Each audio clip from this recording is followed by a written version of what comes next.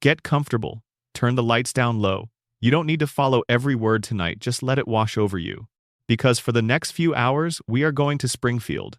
The Simpsons has been on the air since the 17th of December, 1989. 36 seasons.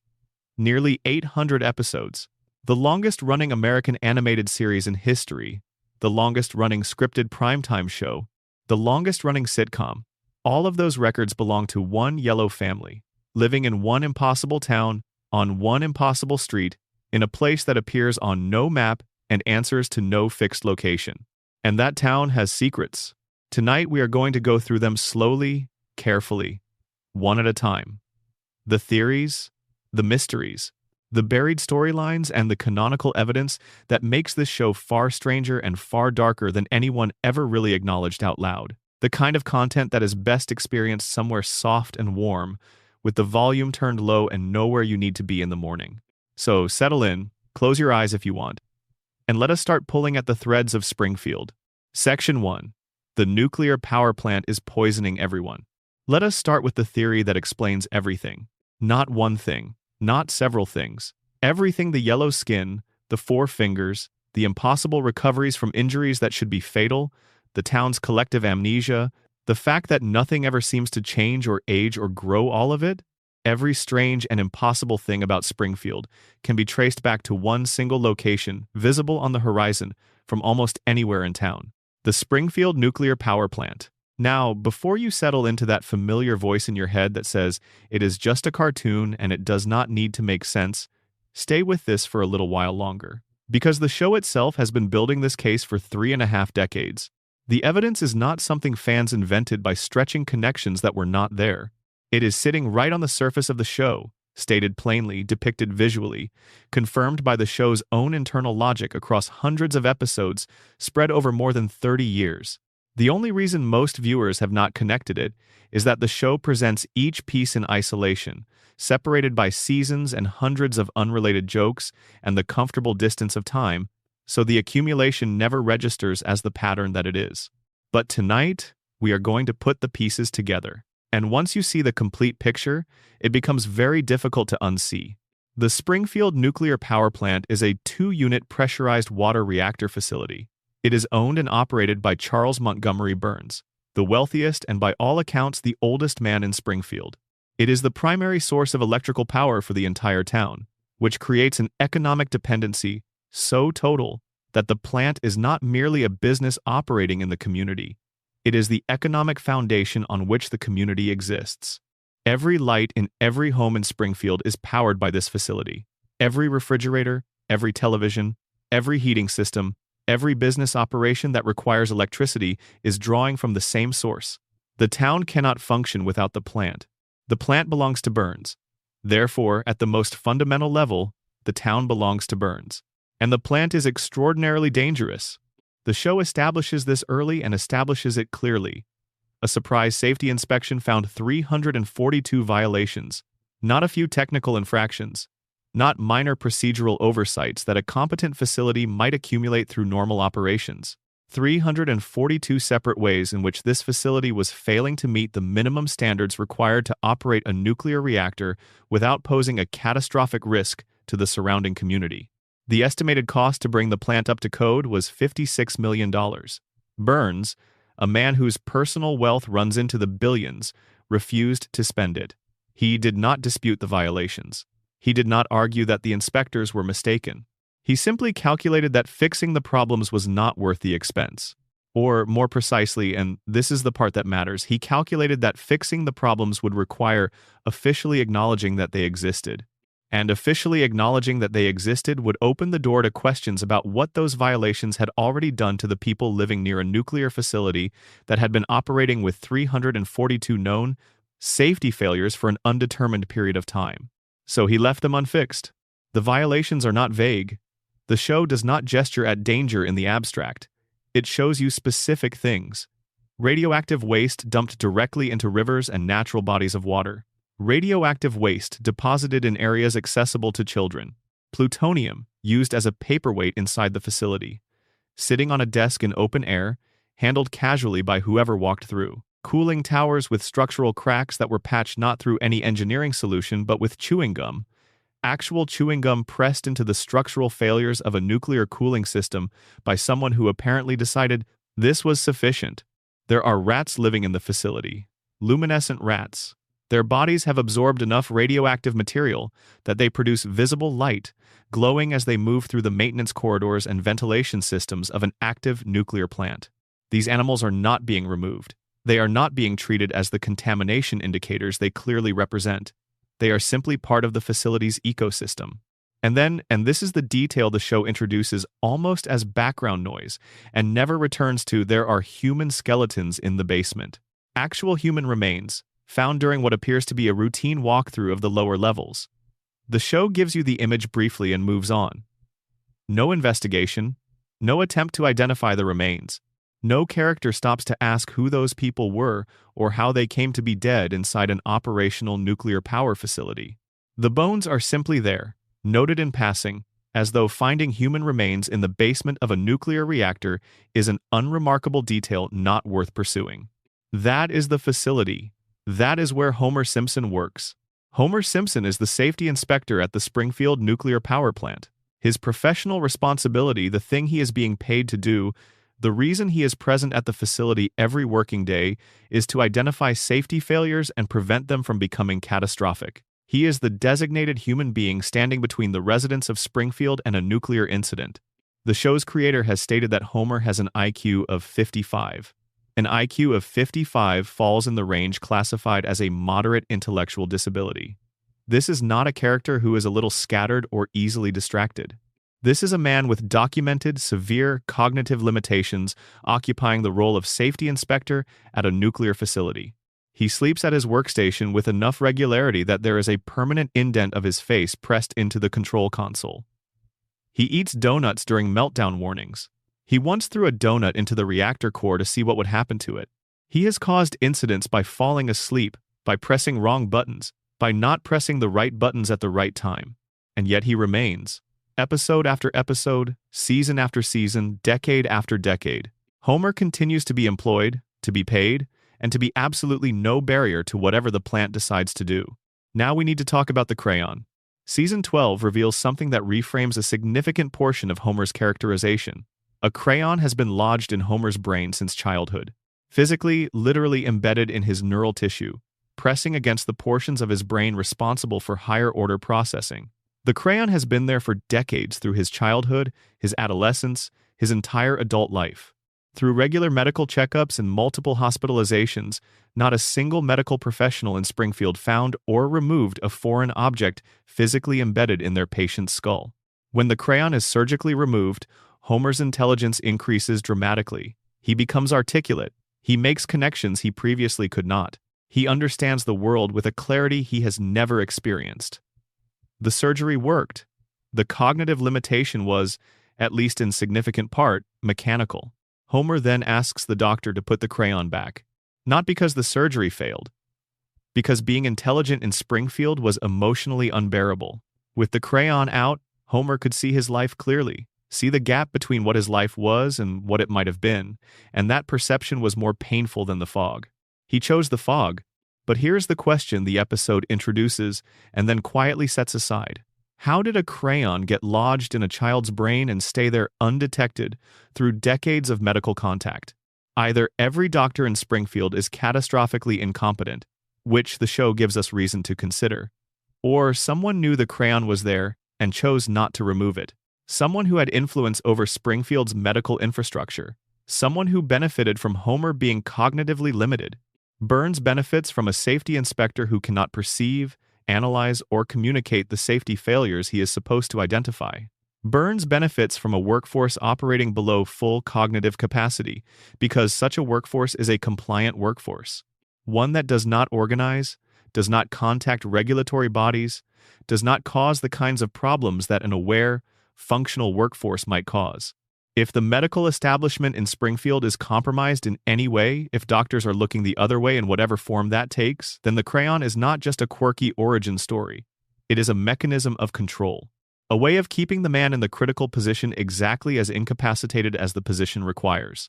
Now let us follow the contamination outward from the plant because what it is doing to Homer is only the beginning of the story. The first visible mutation in Springfield appears in Season 2. A fish is caught from the river near the power plant. The fish has 3 eyes. Not a subtle malformation. Not something requiring specialist interpretation. A fish with a 3rd eye growing from its head, living in a river downstream from a nuclear facility. A gubernatorial candidate uses Blinky as the centerpiece of a campaign built on the argument that Burns is contaminating the environment. Burns is put on the defensive. He eventually eats the fish on live television to demonstrate it is harmless. The political moment passes. The candidate loses. Springfield moves on. Nobody tests the water. Nobody studies the river ecosystem further. Nobody asks the question sitting directly at the center of the entire episode. If the fish have 3 eyes from the water, what is the same water doing to the people who drink it? The show does not answer this directly. It answers it across dozens of episodes, through the physical appearance of every person who lives in Springfield. Homer Simpson's skull shape does not conform to standard human anatomy. His eyes bulge outward. His overbite is clinically significant. He has 4 fingers on each hand, as all Springfield residents do, which is typically dismissed as an animation shortcut, but within the show's internal logic is a physical characteristic shared by everyone in the contamination zone. His physical resilience is extraordinary. He has been shot, electrocuted, fallen from cliffs, struck by vehicles, caught in explosions. He recovered from each of these with a speed and completeness that no normal human physiology could support. And he has spent his entire adult working life in direct proximity to an active nuclear reactor, in an environment where the show has established that radiation exposure is ongoing and documented. Marge has the same bulging eyes, the same 4 fingers, hair that grows straight upward in a tower that defies the physical properties of human hair, maintained in exactly the same shape for 36 years. Marge worked at the nuclear power plant herself at one point. She was inside the facility, exposed to the same environment. And her children, all 3 of them, were born after both parents had already spent significant time in Springfield's contaminated environment. Bart, Lisa, and Maggie all display the same suite of physical characteristics. Spiky hair that maintains its shape without product. Overbites. The distinctive eye structure. 4 fingers. And the yellow skin. The yellow skin is the detail that makes the theory crystallize. When characters arrive in Springfield from outside celebrities, government officials, guest characters from beyond the town's borders, they look different. Their proportions are different. Their features are closer to standard human anatomy in ways that Springfield residents' features are not. The conventional explanation is that it is just the animation style. Springfield residents look a particular way because that is how the show draws its main cast. But within the logic of the show's own universe, where Blinky exists as canonical evidence that radiation produces observable mutations in organisms that live in Springfield's water, there is a visible, measurable difference between people inside the contamination zone and people outside it. The people inside look mutated. The people outside look normal. Even the animals are not exempt. Santa's little helper has the same eye structure as his owners. The same physical proportions that deviate from what actual dogs look like. Springfield's wildlife is demonstrably affected by the plant's runoff. The show tells you this with Blinky, and then implicitly asks you not to apply the same logic to every other organism in the same environment. The Season 8 episode called The Springfield Files provides the clearest canonical evidence for the radiation theory. Homer sees something glowing in the woods near the power plant. He concludes it must be an alien. The town panics. FBI agents arrive, and the reveal comes. The creature in the woods is Mr. Burns. Burns undergoes a weekly medical treatment so intensive, so loaded with chemicals and radiation therapy, that it causes his body to emit a visible green glow. The treatment keeps him alive for exactly 1 more week. Miss the window and he dies. After each session, Burns wanders out in a dazed state, stumbling through the forest near the plant, glowing enough to be visible in the dark to someone standing at a distance. Burns is so saturated with radiation that his cells produce light, and when the people of Springfield see this glowing figure in the trees, their collective first response is that it must be a being from outer space, not someone from the nuclear plant, not radiation, an alien from another world.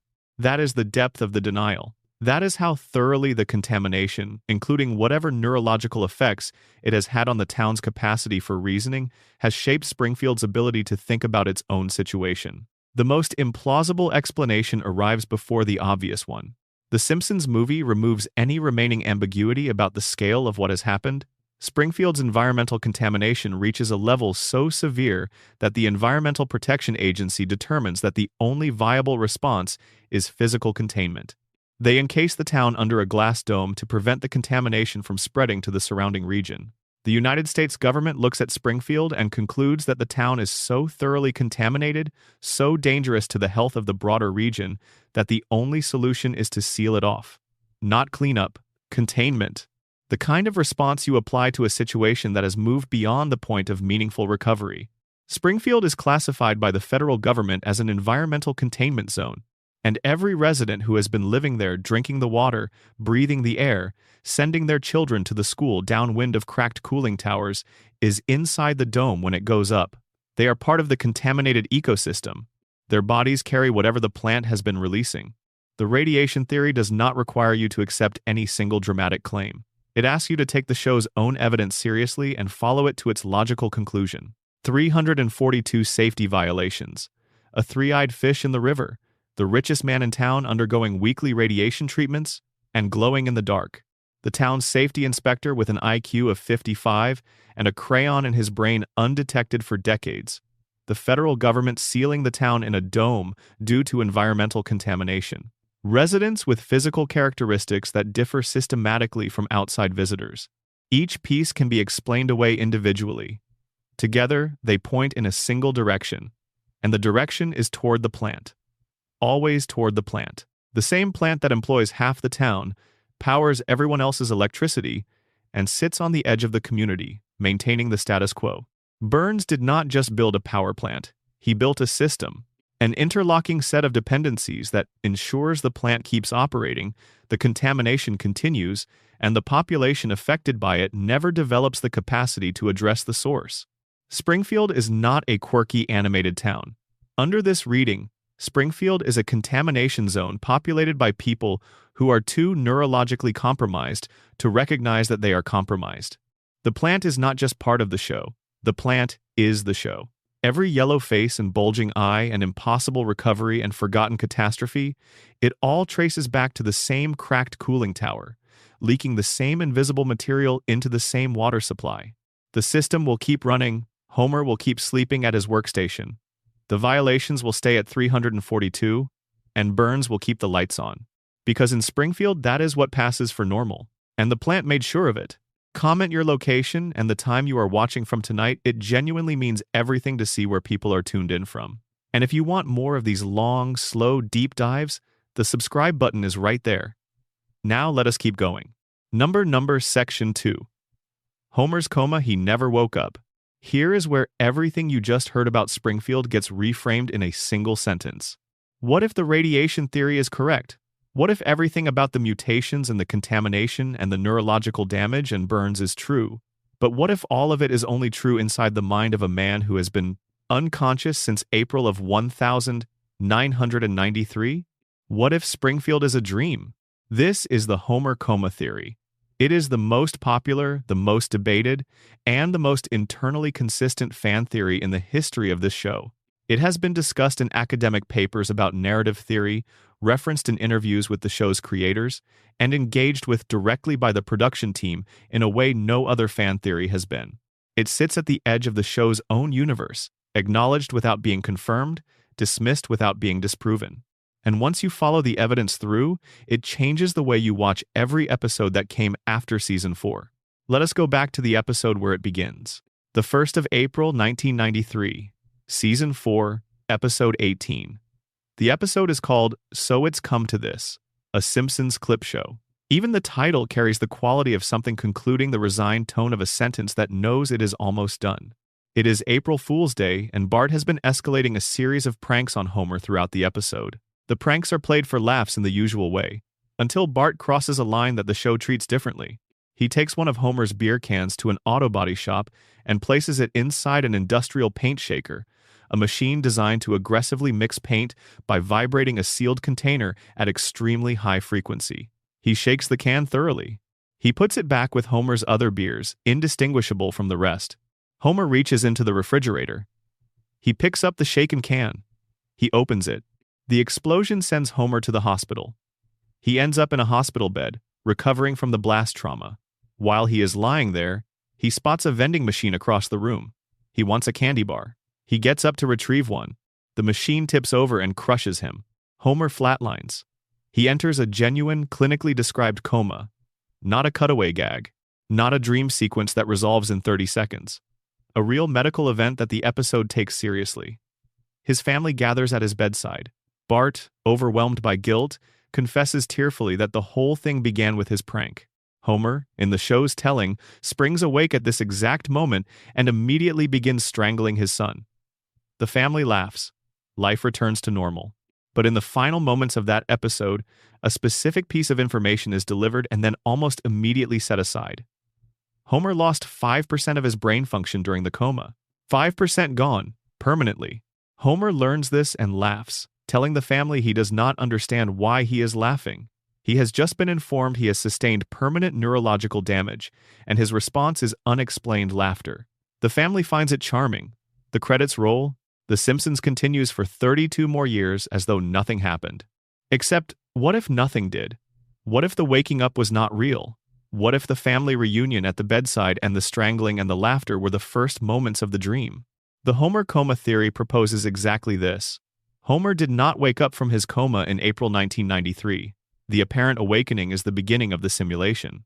Everything that has aired since that episode, every storyline and guest appearance, and escalating absurdity is the product of Homer's unconscious mind running continuously, generating a version of his life in which nothing is quite right, but nothing is quite wrong enough to make him stop dreaming it. He is in that hospital bed. He has been in that hospital bed since the spring of 1993. His family may or may not still be sitting beside him, and his brain, losing function slowly and steadily, is dreaming Springfield into existence over and over again, because the alternative, stopping, waking, confronting what the real world has become while he was under, is too much to face. The evidence begins with the most obvious observation about the show's history. When did The Simpsons change? Any longtime viewer knows the show is different after a certain point. The early seasons have a quality. The later ones do not fully recapture a groundedness, an emotional honesty, a sense of actual consequence. Homer tries to quit drinking. Marge considers whether her marriage is making her happy. Lisa develops a crush on a teacher who treats her intelligence with respect and then watches him leave. Bart faces genuine academic failure and what it might mean for his future. These are recognizable human situations. The show was a satire, but it was a satire that understood the weight of what it satirized. The debate about exactly when the show changed, when it lost that grounded quality, has been ongoing for 20 years in every corner of the internet that discusses television. The coma theory offers a precise answer. The show did not change at some vague point when writers got lazy or the culture shifted. It changed on the 1st of April 1993, when a vending machine fell on Homer Simpson and he went under. Before the coma episode, grounded domestic situations, real emotional stakes, consequences that felt like they mattered. After the coma episode, Homer goes to space. Burns captures the Loch Ness Monster. Homer joins a secret society with global reach. Homer meets God not once but twice. The show transforms from a family sitcom built on economic anxiety into something operating by completely different rules. Dream rules. A logic where consequences do not quite stick, where the world reshapes itself around the central character's emotional needs, where the impossible happens with enough regularity that it stops feeling impossible and starts feeling like the baseline. The escalation is continuous. Each season reaches for something stranger than the last. Homer holds hundreds of different jobs. He travels to dozens of countries. He meets an almost uncountable number of famous people who appear in Springfield with a frequency that would make no sense if Springfield were a real place, but makes complete sense if Springfield is a dream, and the famous people are fragments of ambient noise names heard from a hospital, television, voices from a radio playing down the corridor, being processed by a brain that incorporates whatever external input it can receive. 6 months before the coma episode, in the very first episode of season 4, Homer has a face-to-face conversation with God. The episode is called Homer the Heretic, and during that conversation, God tells Homer something specific. He says Homer will eventually learn the meaning of life, but that his time has not yet come. God tells Homer his time is coming. 6 months later, Homer is in a coma. The show presents that divine conversation as a comedic aside. Homer has a funny dream, and God shows up. But placed in the timeline of the coma theory, it reads as a warning. God telling Homer that the life he was currently living was drawing toward its end. That what came next would be of a different kind entirely. 6 months later, the vending machine fell. Now let us talk about the aging, because this is where the coma theory offers its most elegant and most emotionally devastating answer to the show's most persistent structural question. Nobody in Springfield ages. Bart has been 10 years old across 36 years of episodes. Lisa has been 8. Maggie has been 1. Homer and Marge have not accumulated a single visible year. The show uses a floating timeline where the present is always the viewer's present and the characters exist in a permanent now that never advances. Most viewers accept this as standard animated show convention. It is a convention most long-running animated shows handle time this way. But the coma theory provides an answer to the aging question that requires no appeal to convention. An answer from within the show's own logic. Nobody ages because they exist inside the frozen mind of an unconscious man. Homer went under in April of 1993. His children were 10, 8, and 1 at that moment. His wife looked the way she looked, and his brain, generating this dream from those specific reference points, cannot make them age. Because he was not there to experience them aging. He cannot dream them growing up because he never saw them grow up. His unconscious mind has only the material that existed at the moment the simulation began. The dream holds everything in place, not through some external mechanism, because Homer's memory of his family is frozen at the last moment he consciously held them. A dreaming brain can only work with what it has. And what Homer's brain has is a wife and 3 children, as they were in the spring of 1993, preserved in the only medium available, an infinite, looping dream of a life he can no longer live. The dream also explains why characters forget things between episodes. Major events happen and simply are not present the following week. Catastrophes occur and are never mentioned again. Characters learn things and clearly do not know them a few episodes later. The show resets with an ease and completeness that goes beyond episodic convention. In a dream, things do not accumulate the way they do in waking life.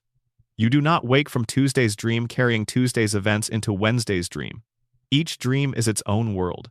When it ends, the next begins fresh, carrying the essential elements, the feeling of the family, the texture of the house, the emotional core, and releasing the specifics, because a dreaming mind does not maintain episode logs. This is exactly how Springfield works between episodes. The reset is not lazy writing. Under the coma theory, it is Homer's brain transitioning between dream cycles, carrying what matters and releasing what does not. The show itself acknowledged the theory in a way that is itself significant. In season 34, a fake deleted scene was created and deliberately leaked a scene in which Homer wakes from a long coma and reveals that everything after season 4 was a dream. It was attributed to hackers, called a hoax. But the production team made it.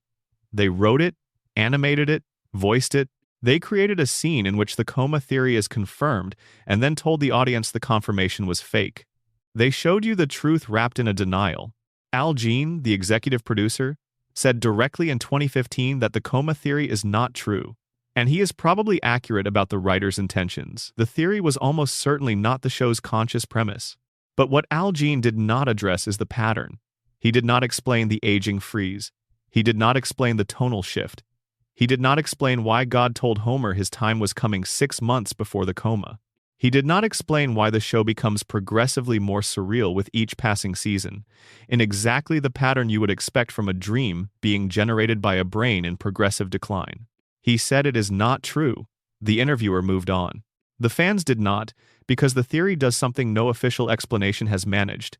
It makes the whole show make sense, not just parts of it, all of it. The aging freeze, the tonal shift, the celebrity appearances, the increasingly untethered plot lines, the reset button that erases every consequence. Homer's ability to survive anything, endure anything, recover from anything, because nothing is actually happening to his body.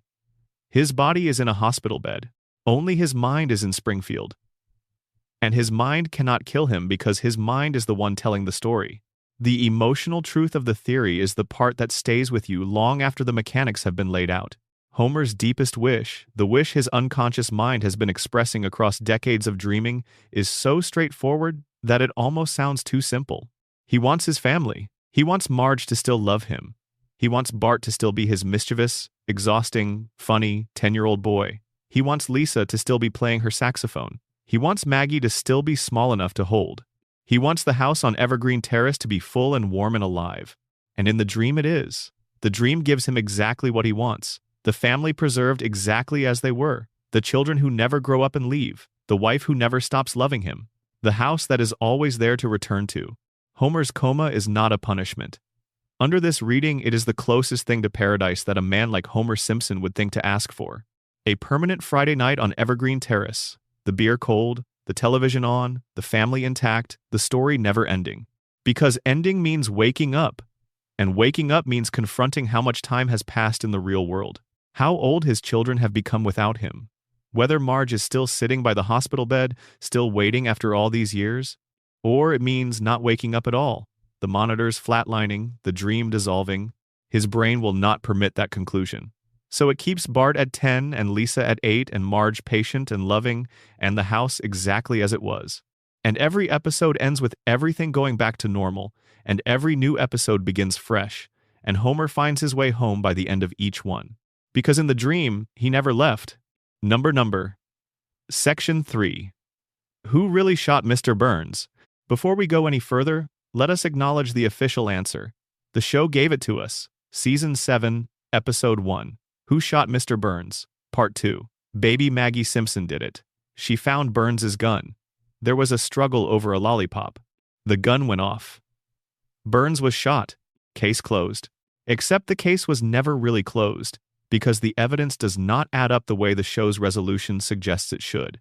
And the more carefully you look at the specifics, the clues, the timeline, the physical evidence, the witness testimony, and the strange behavior of several key players afterward, the less the official answer holds, and the more the whole thing looks like a very carefully managed conclusion that served someone's interests.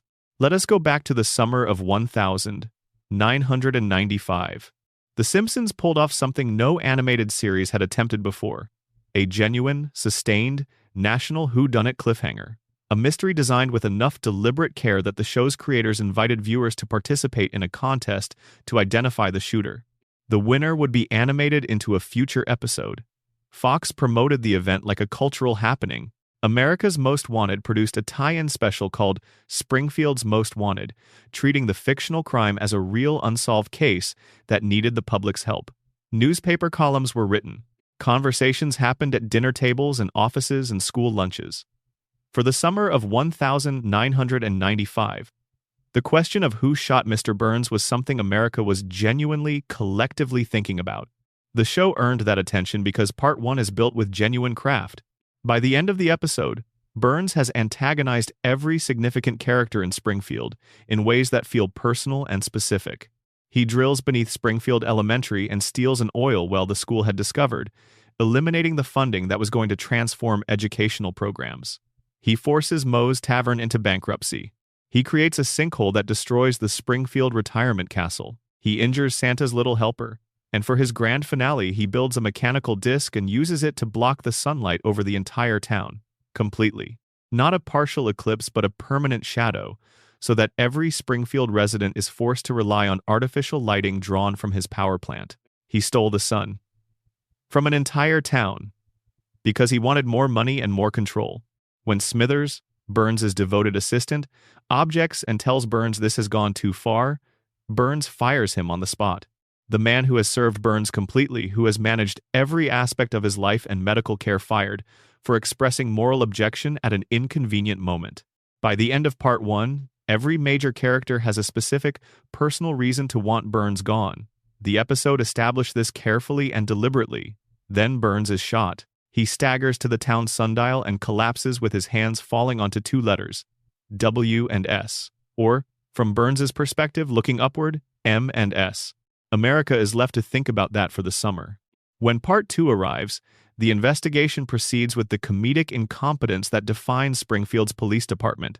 Smithers confesses almost immediately, which seems to solve the mystery before it has developed.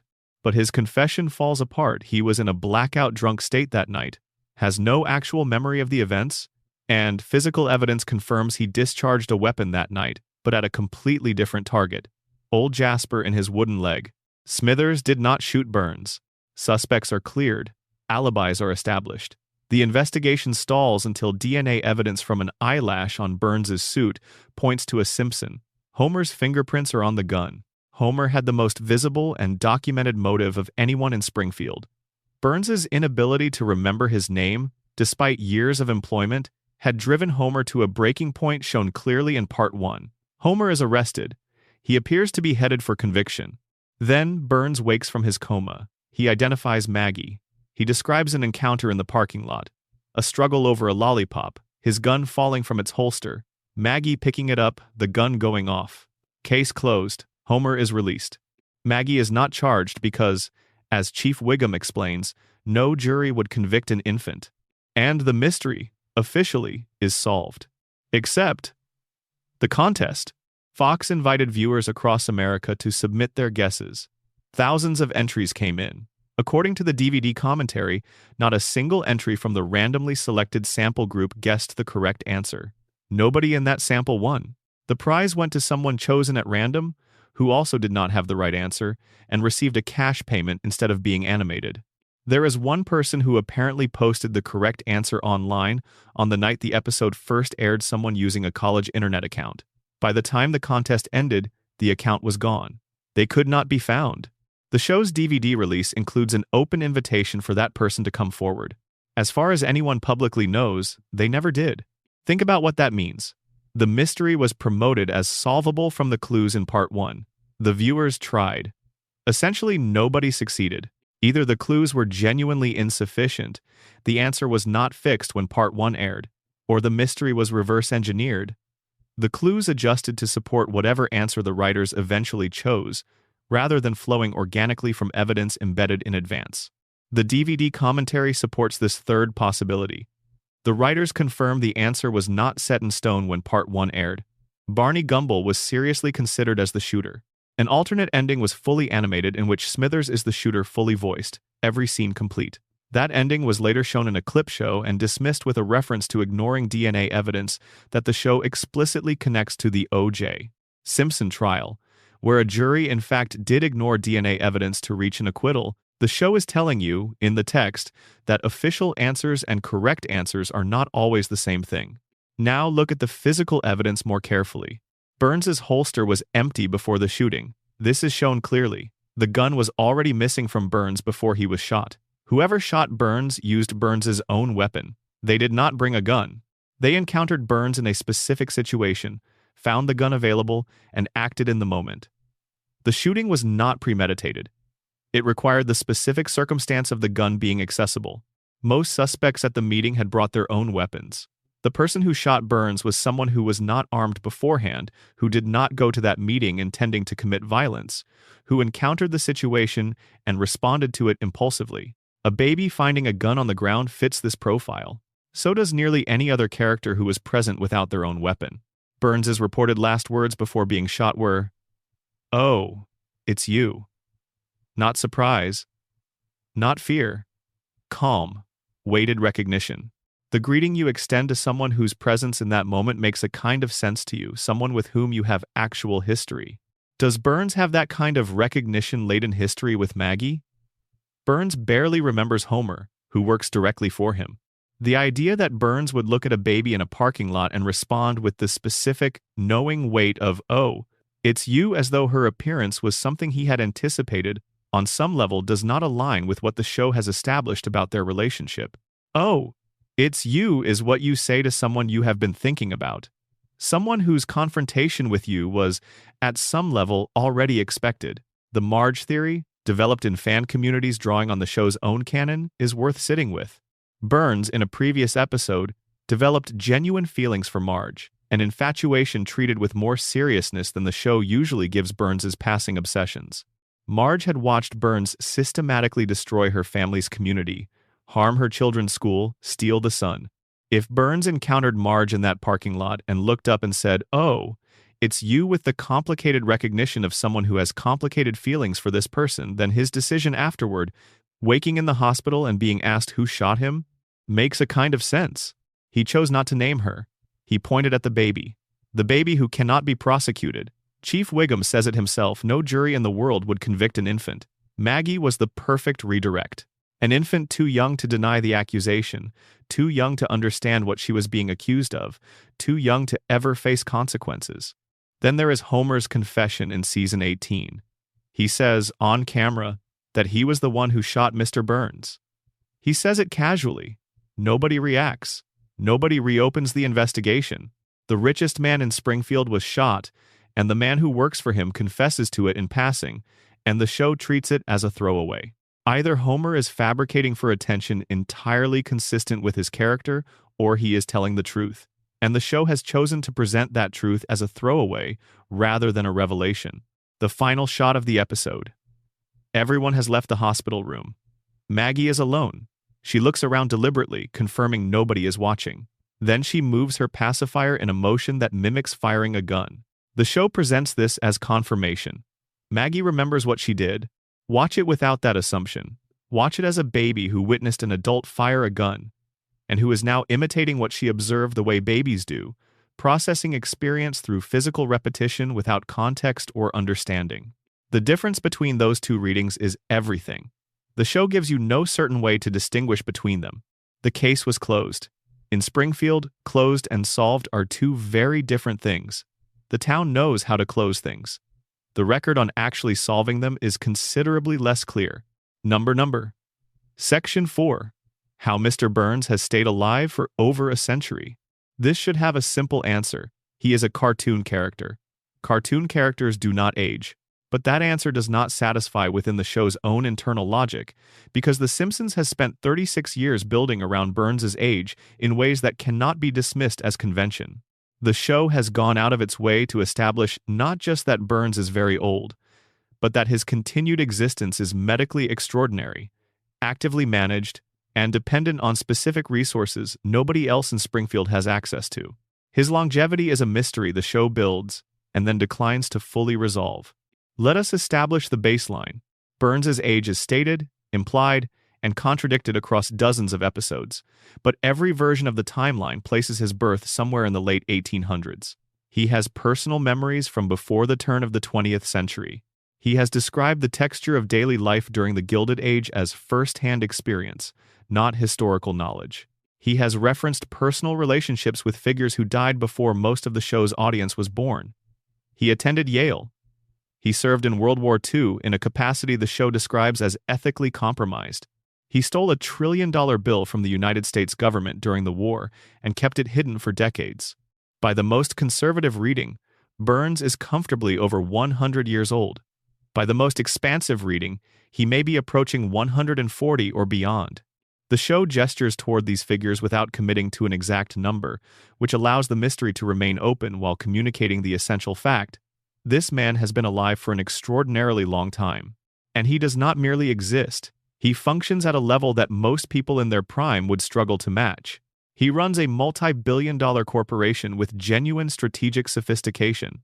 He navigates municipal politics, national politics, regulatory environments, and corporate finance with the ease of someone who has been doing it for so long that the mechanisms are second nature. His body is frail, his physical strength has declined to near nothing, but his mind remains sharp, calculating, and ruthless in ways that nobody in Springfield can match. Burns is the most strategically intelligent character in Springfield, and he has been operating at that level for longer than any human being should be able to sustain consciousness. The Springfield Files is where the show offers its most direct explanation. Burns undergoes a weekly medical treatment so intensive that it causes his body to emit visible light, green bioluminescence, enough to be seen by someone in a dark forest at a distance. The treatment keeps him alive for exactly 7 days. After 7 days, without another dose, his systems fail. The margin is non-negotiable: miss the treatment, And Burns dies, the way a machine dies when its maintenance interval is skipped. His life is not sustained through natural biological processes. It is maintained artificially through a recurring medical intervention administered on a precise weekly schedule. This is not medicine in any conventional sense. It is maintenance. The way you service a machine through scheduled intervals, and the treatment involves radiation. The man who owns the nuclear power plant, the man whose facility has been leaking radioactive material into Springfield's environment for decades. That man is personally, biologically dependent on controlled radiation exposure to maintain his own continued existence. Burns is not just profiting from radiation, he is powered by it. His body has been so fundamentally altered through decades of proximity to nuclear material, through deliberate medical intervention, through some combination. The show does not fully specify that it can no longer sustain itself through standard cellular processes. Remove the external radiation input and the system shuts down within a week. The famous scene in which Burns's doctor delivers the Three Stooges syndrome diagnosis makes a different kind of sense within this framework. Burns has every disease known to medical science simultaneously present in his body in a state of perfect equilibrium. Each disease cancels out the others. None can gain dominance. The gridlock between conditions is so complete that no single illness can advance far enough to kill him. The scene is played for laughs, but those diseases are not in equilibrium through any natural mechanism. The weekly radiation treatments are managing that equilibrium. They hold each illness in stasis, balanced against every other, preventing any single condition from becoming dominant. It is calibration. Burns's body is a reactor, and his weekly treatment is the adjustment of the control systems to prevent a cascade failure. Smithers is Burns's calibration technician in the form of a devoted assistant. The show establishes carefully across many episodes the specific nature of what Smithers provides. He manages Burns's schedule, every appointment, every treatment window. He monitors Burns's physical state with the vigilance of someone who understands that his employer's continued existence depends on his competence. Without Smithers managing the protocol, Burns would miss a dose and die of everything at once. Smithers knows this. This knowledge, this specific awareness of what his absence would mean, is part of what anchors him regardless of how Burns treats him. He stays not only because of devotion, he stays because he understands that his departure is a death sentence. He is the engineer keeping the reactor from melting down. Burns's connection to historical periods raises a question the show circles without answering. Is Burns's longevity unique to him? A product of his specific medical regimen and singular wealth? Or is it something the Burns family has historically managed? The show depicts the Burns dynasty as one of the oldest and most continuously powerful concentrations of private wealth in American history. The family fortune predates the Industrial Revolution. That kind of continuous institutional control across centuries, without the disruptions that normally accompany generational succession, is extraordinary. It suggests either remarkable luck spanning centuries, or that the Burns family has historically found ways to extend the functional relevance of each patriarch beyond the normal human lifespan. Before radiation, before modern medicine, before any of the technology currently keeping Burns alive, did earlier Burns patriarchs employ different but analogous methods to maintain their grip? The show does not answer, but it builds the question carefully into the background of every scene where Burns references historical periods as personal memory. Burns has come closer to dying than almost any other major character and has survived every time. Not through cartoon resilience. Homer survives things through the show's general indifference to his safety. Burns survives through infrastructure, through money, through the medical machinery of extreme wealth that ensures, regardless of what happens to his physical form, there is always someone standing by with resources to intervene. Every dollar Burns has spent, every institution he has influenced, every physician he has retained, every political relationship he has cultivated, it all serves one purpose at the most fundamental level. Keep Burns alive. Keep the treatment coming. Keep the diseases in equilibrium. Keep the reactor running. Because if Burns dies, everything he built becomes vulnerable. The accountability that would follow his death, the legal exposure, the regulatory scrutiny, the reopening of decades of buried questions about what the plant has been doing to the community is too catastrophic for the people who have built their lives within his system to allow. He is not immortal. He is too consequential to let die. In Springfield, those amount to the same thing. Number. Section 5. The episode that revealed Springfield's infrastructure of denial. There is one episode of The Simpsons that fans have spent nearly 30 years calling the worst the show ever produced. An episode cited consistently as the moment the show betrayed its own continuity. Harry Shearer, who voices Principal Skinner, publicly criticized it. Critics called it a betrayal of the audience's trust. Season 9, Episode 2, The Principal and the Pauper. The 28th of September, 1997. The fans who call it terrible are reading it exactly backwards. This episode does not reveal something wrong with The Simpsons. It reveals something true about Springfield, something the show has been depicting quietly since its earliest seasons, with enough directness that viewers found it uncomfortable rather than entertaining. Here is what happens. Springfield Elementary celebrates Principal Skinner's 20 years of service. During the event, a stranger arrives, a man nobody recognizes. He introduces himself as Sergeant Seymour Skinner, the real one, a decorated Vietnam War veteran believed to have died in captivity, who in fact survived, escaped, and has returned to find that someone else has been living his life for 2 decades. The man Springfield has known as Principal Skinner is an imposter. His real name is Armin Tamzarian. Before Vietnam, Tamzarian was nobody, a street criminal from the wrong side of every available distinction, with no family, no identity, no future. He was drafted. He served in the same unit as the real Skinner. When Skinner was captured and presumed dead, Tamzarian traveled to Springfield to deliver the news to Skinner's mother, Agnes. Agnes assumed he was her son. She needed him to be her son. And Tamzarian, who had never been wanted by anyone, who had never had a name that meant anything, accepted the gift. He became Seymour Skinner. He took the name, the rank, the life, the mother, the entire accumulated identity, and he maintained the stolen identity for 20 years, until the real Skinner walked through the door. The truth is exposed completely. Everyone understands that their principal is a fraud.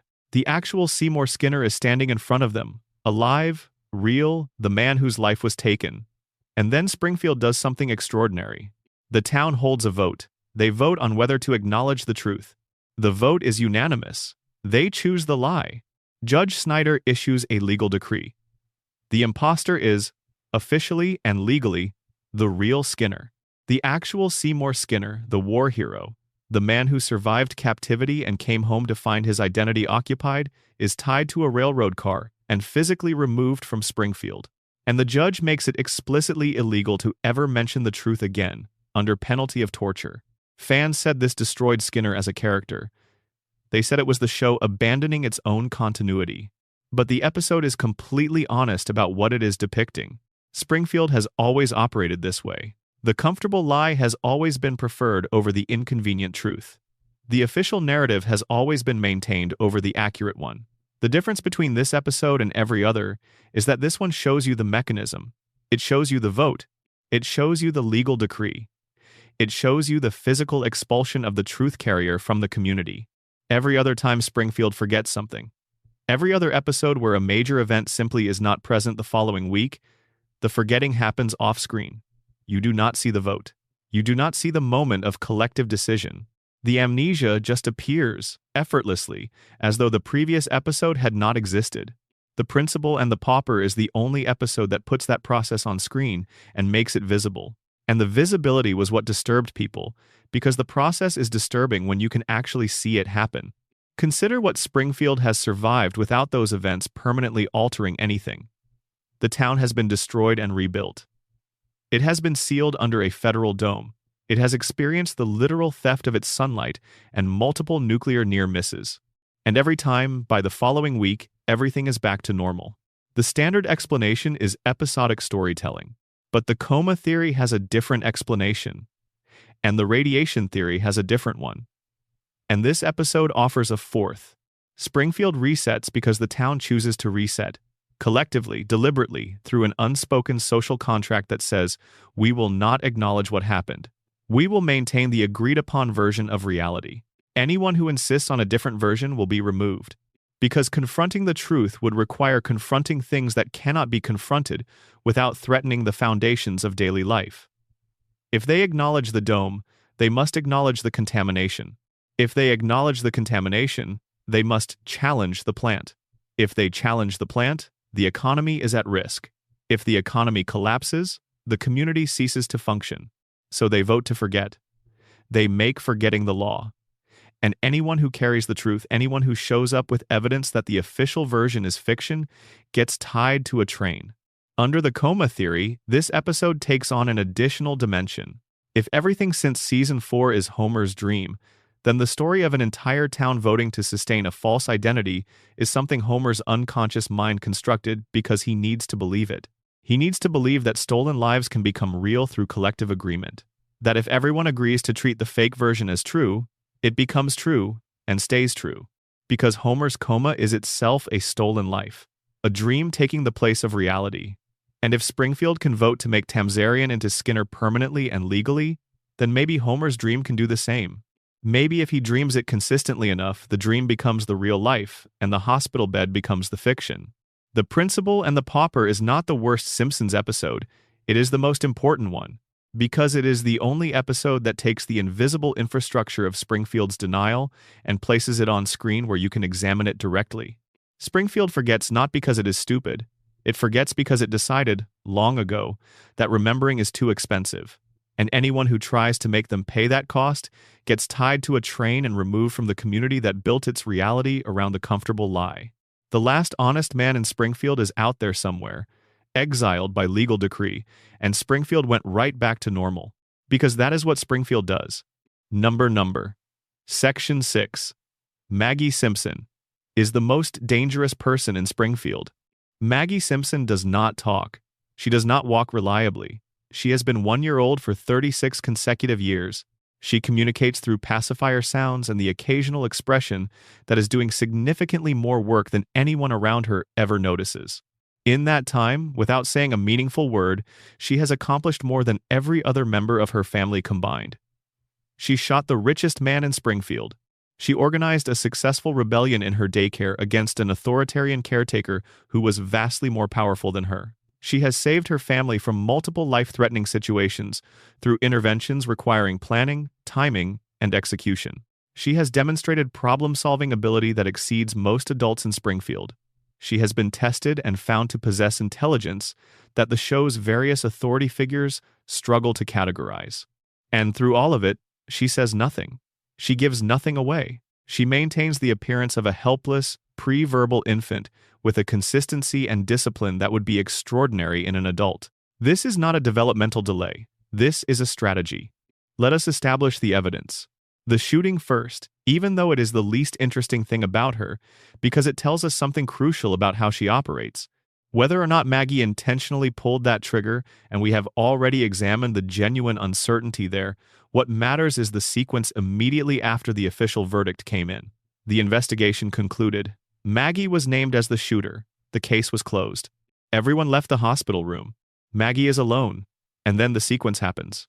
She looks around, not with the unfocused gaze of a baby tracking something in her peripheral vision. She looks around with deliberate, methodical attention, checking the door, checking each corner of the room, satisfying herself through a process that takes visible time and visible intention that the space is clear. Then she moves her pacifier in a motion that mimics firing a gun. That sequence requires situational awareness, understanding the concept of being observed versus unobserved, and assessing which currently applies. Memory, the ability to recall a specific past event and hold it present enough to reenact it deliberately. Caution, the understanding that this gesture would have consequences if performed in front of others. Impulse control, the ability to delay an action until conditions are right. These are not infant traits. These are the traits of someone who understands what happened, understands it carries significance, and has made a conscious decision about where and when it is safe to revisit it. The Longest Daycare, the Academy Award-nominated theatrical short released in 2012, is 7 minutes of Maggie demonstrating cognitive capabilities that would be remarkable in an adult. The premise: she encounters a caterpillar about to become a butterfly, and another baby wants to destroy it. What follows is a miniature action film in which Maggie protects the caterpillar, outmaneuvers the bully and the daycare staff, navigates the facility's systems, and releases the butterfly. She does this without speaking, through observation, planning, improvisation, and adaptive problem-solving. She reads her environment for threats before they materialize. She develops and adjusts strategies as circumstances change. She executes multi-step plans requiring timing, spatial reasoning, and the ability to predict other people's behavior. Her body can barely keep up with her mind. She falls, she stumbles. Her motor development is genuinely at the level of a 1-year-old. But her decision-making is consistently, remarkably correct. Every significant choice she makes is optimized for the situation. She is operating at a cognitive level her physical development cannot support, and she succeeds because her intelligence compensates for every physical limitation. The show has tested Maggie directly in various episodes, with results that vary by episode but accumulate into a consistent pattern. Maggie's intelligence is extraordinary. The measurements exceed expected ranges. The authority figures confronted with the data do not quite know what to do with it. The information is noted briefly and moved past. But the accumulation across the series creates a picture that is difficult to dismiss. Maggie is not a normal baby. The show has been telling you this for 36 years in a series of moments that most viewers process individually as brief jokes and then forget. The key to Maggie is not the intelligence itself. It is the silence. Her first word was voiced by Elizabeth Taylor, Daddy, and it happened once and was never repeated or developed. Maggie did not develop language across 36 years of episodes, surrounded by one of the most verbally expressive families in the history of television. Homer never stops talking. Marge processes everything out loud. Bart talks constantly loud, provocative, relentless.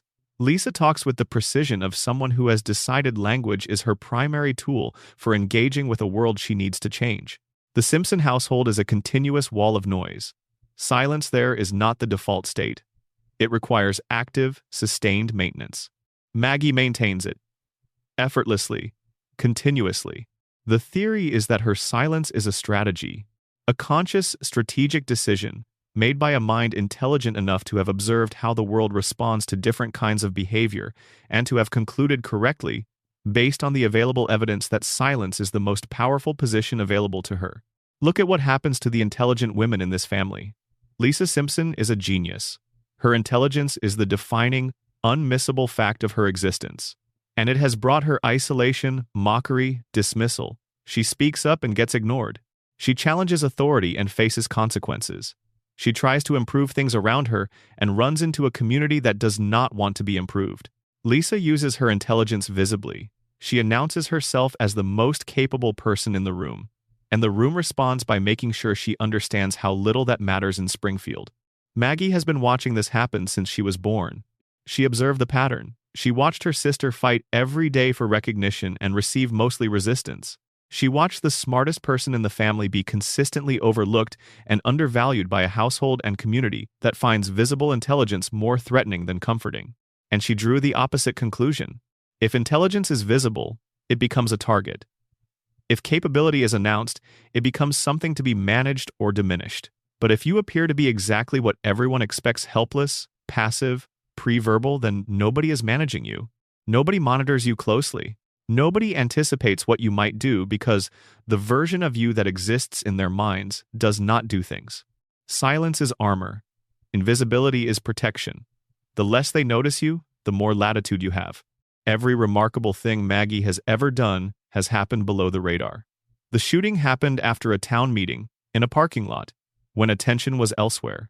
The daycare rebellion succeeded because adults do not monitor infants closely enough to see them organizing. Every moment where Maggie quietly determines the outcome of a situation, it happens in the spaces where nobody is paying sufficient attention.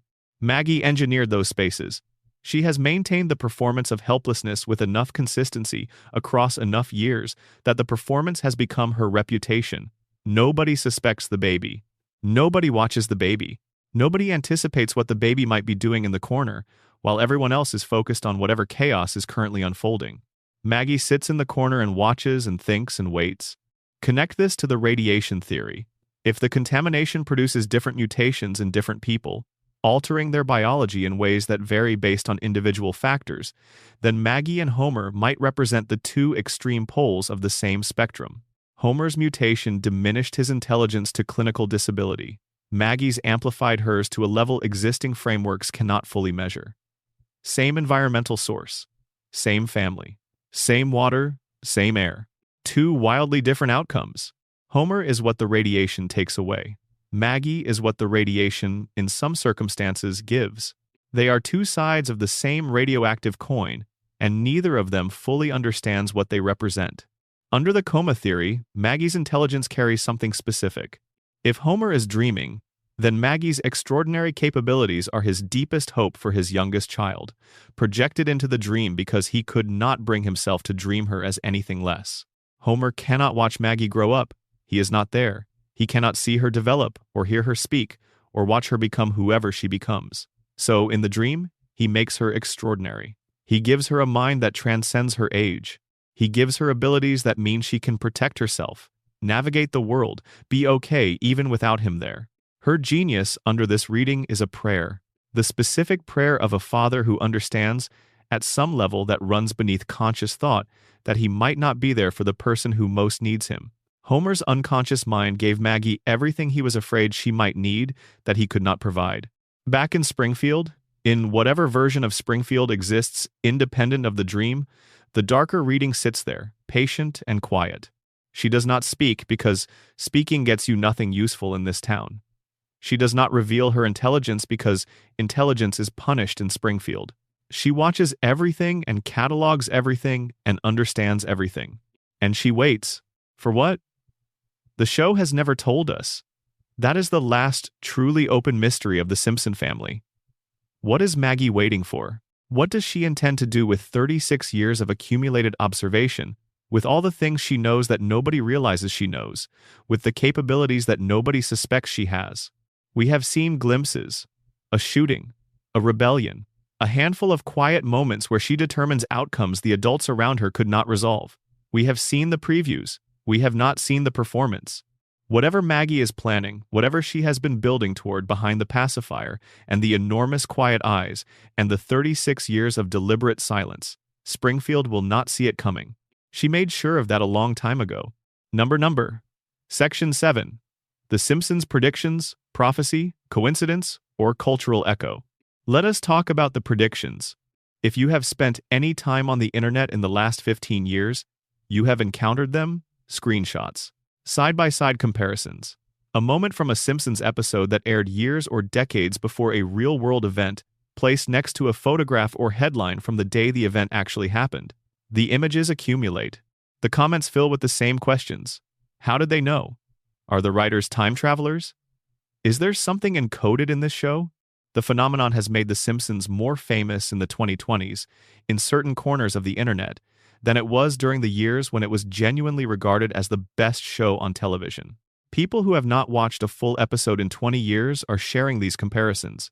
People who have never been particularly interested in animated television at all are encountering them and feeling the specific, slightly unsettling sensation of apparent prophecy. Let us go through the significant ones. Let us understand how they work. And then let us talk about what they actually tell us about the show. The most famous prediction is the Trump presidency. In the year 2000, the episode Bart to the Future depicted a version of the future in which Lisa Simpson is the President of the United States. In establishing the context, the show identifies her predecessor in the Oval Office as Donald Trump.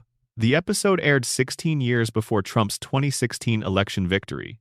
It identified him by name, depicted the consequences of his administration as a national crisis requiring extraordinary leadership to resolve, and framed his presidency as something so transparently absurd that it could only function as a joke about American celebrity culture and the elasticity of public credulity. When Trump won, the internet found the clip and the response was immediate. How did they know? The episode became one of the most referenced pieces of media in the immediate aftermath of the election, cited simultaneously as evidence of the show's prophetic powers and as a cultural artifact that made the whole event feel, somehow, like it had already been written. In a 1995 episode, the show depicted a device worn on the wrist that receives messages and functions as a small communications tool. This is a detailed description of a smartwatch technology that would not enter mainstream commercial existence for another 2 decades. In 1994, Homer goes to space in an episode that plays the premise for comedy, but depicts the mechanisms of civilian space travel in ways that read differently now that civilian space tourism is an operational industry. A 1,998 episode included a mathematical equation that appears with notable specificity to predict the mass of the Higgs boson particle. The Higgs boson was not experimentally confirmed to exist until 2014, 16 years later. In 1999, Homer developed a theory about the shape of the universe, suggesting it might be structured like a donut. Years later, cosmologists analyzing radiation patterns found evidence suggesting the universe might indeed be toroidal donut-shaped. The correspondence was specific enough that actual mathematicians took notice. A 1993 episode depicted a flu-like virus originating in Asia, spreading to Springfield, causing mass illness, panic buying, shortage of medical supplies, and a frantic community response. The episode aired 27 years before COVID-19. During the fictional outbreak in that episode, released bees caused an additional crisis which sat oddly alongside the real-world appearance of Asian giant hornets, immediately dubbed murder hornets by media, arriving in the United States during the actual 2020 pandemic. In 1996, a comedy scene in the episode Homerpalooza depicted the hip-hop group Cypress Hill accidentally booking the London Symphony Orchestra. The scene played as absurdist comedy about crossed wires. In 2024, 28 years later, Cypress Hill performed live with the London Symphony Orchestra at the Royal Albert Hall. Not a joke, not a reference to the Simpsons episode. They actually did it. In 1998, the show depicted the media conglomerate 20th Century Fox being absorbed by a larger parent company in a gag about the relentless expansion of corporate entertainment. In 2019, Disney acquired 20th Century Fox, the actual company that produces The Simpsons, in a transaction valued in the tens of billions of dollars.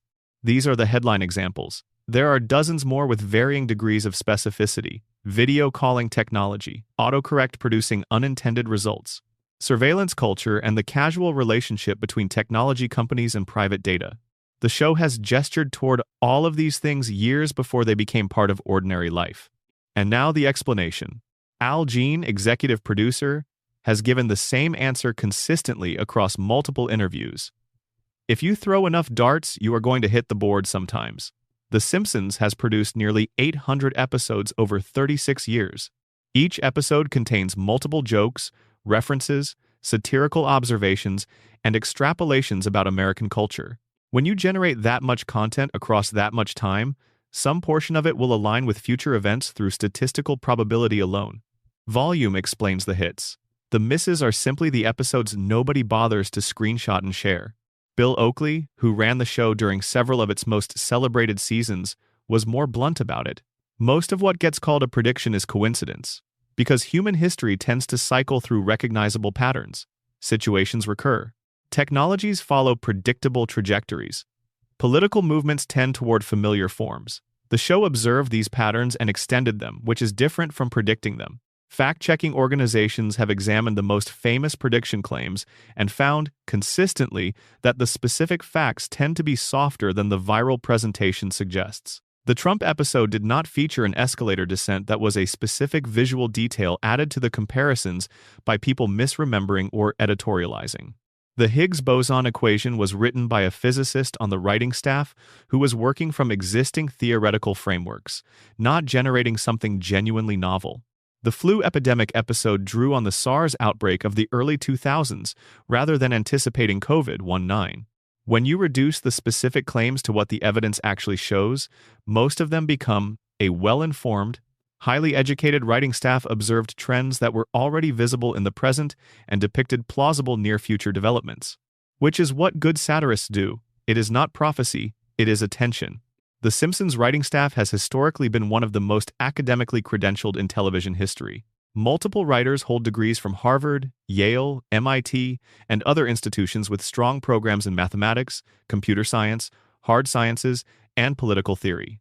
These are people who read widely, follow developments across multiple fields, and apply genuine analytical rigor to cultural observation. When they write jokes about technology or politics or corporate behavior, they are not guessing. They are extrapolating from trends they have actually studied. They did not predict Trump's presidency. They noticed that Trump had been publicly discussing running for president since the late 1980s, that celebrity culture was progressively reducing the barrier between entertainment fame and political credibility, and that the logical extreme of that trend was a figure like Trump in the Oval Office. The joke was not a guess about the future. It was a depiction of the present's most obvious trajectory. They did not predict the Disney-Fox merger. They observed that media consolidation had been accelerating for decades, that the largest entertainment companies were systematically acquiring their competitors and adjacent properties, and that the next step in that trajectory was a mega corporation absorbing a major studio. They were right that it would happen. They were not gifted with specific knowledge that it would be Disney or that it would happen in 2019. This is a meaningful distinction. There is a significant difference between predicting something and recognizing where existing momentum is pointing. Good analysts do the second thing routinely. It only becomes remarkable in retrospect when the things they pointed at actually arrive. And yet, some of the correspondences are specific enough that statistical probability and trend extrapolation begin to feel insufficient as a complete explanation. The Cypress Hill example is not a trend. Nobody was predicting in 1996 that Cypress Hill and the London Symphony Orchestra would perform together at the Royal Albert Hall. That is a specific, unusual collaboration that had no logical momentum behind it. It happened because of decisions made by specific people for specific reasons that could not be anticipated. And the show depicted it 28 years before it happened. The Higgs boson equation, examined by people who understand the mathematics, does contain something that goes beyond what was publicly established at the time it was written. The writer responsible had access to theoretical frameworks that were circulating in academic contexts, but what appears in the episode is more specific than standard extrapolation from available public information would produce. These are the cases that do not fully resolve, the ones where volume and confirmation bias account for the pattern in general, but where the individual instance resists the general explanation. And this is where the meta-theory becomes interesting. Not the conspiracy theory version time travel, secret knowledge, prophetic writers. The version that is actually supported by how culture works. The Simpsons does not predict the future. The Simpsons shapes the future by acclimating the cultural imagination to it. The show has been running for 36 years. It has been one of the most watched pieces of American media for most of that time. Its jokes have entered the language.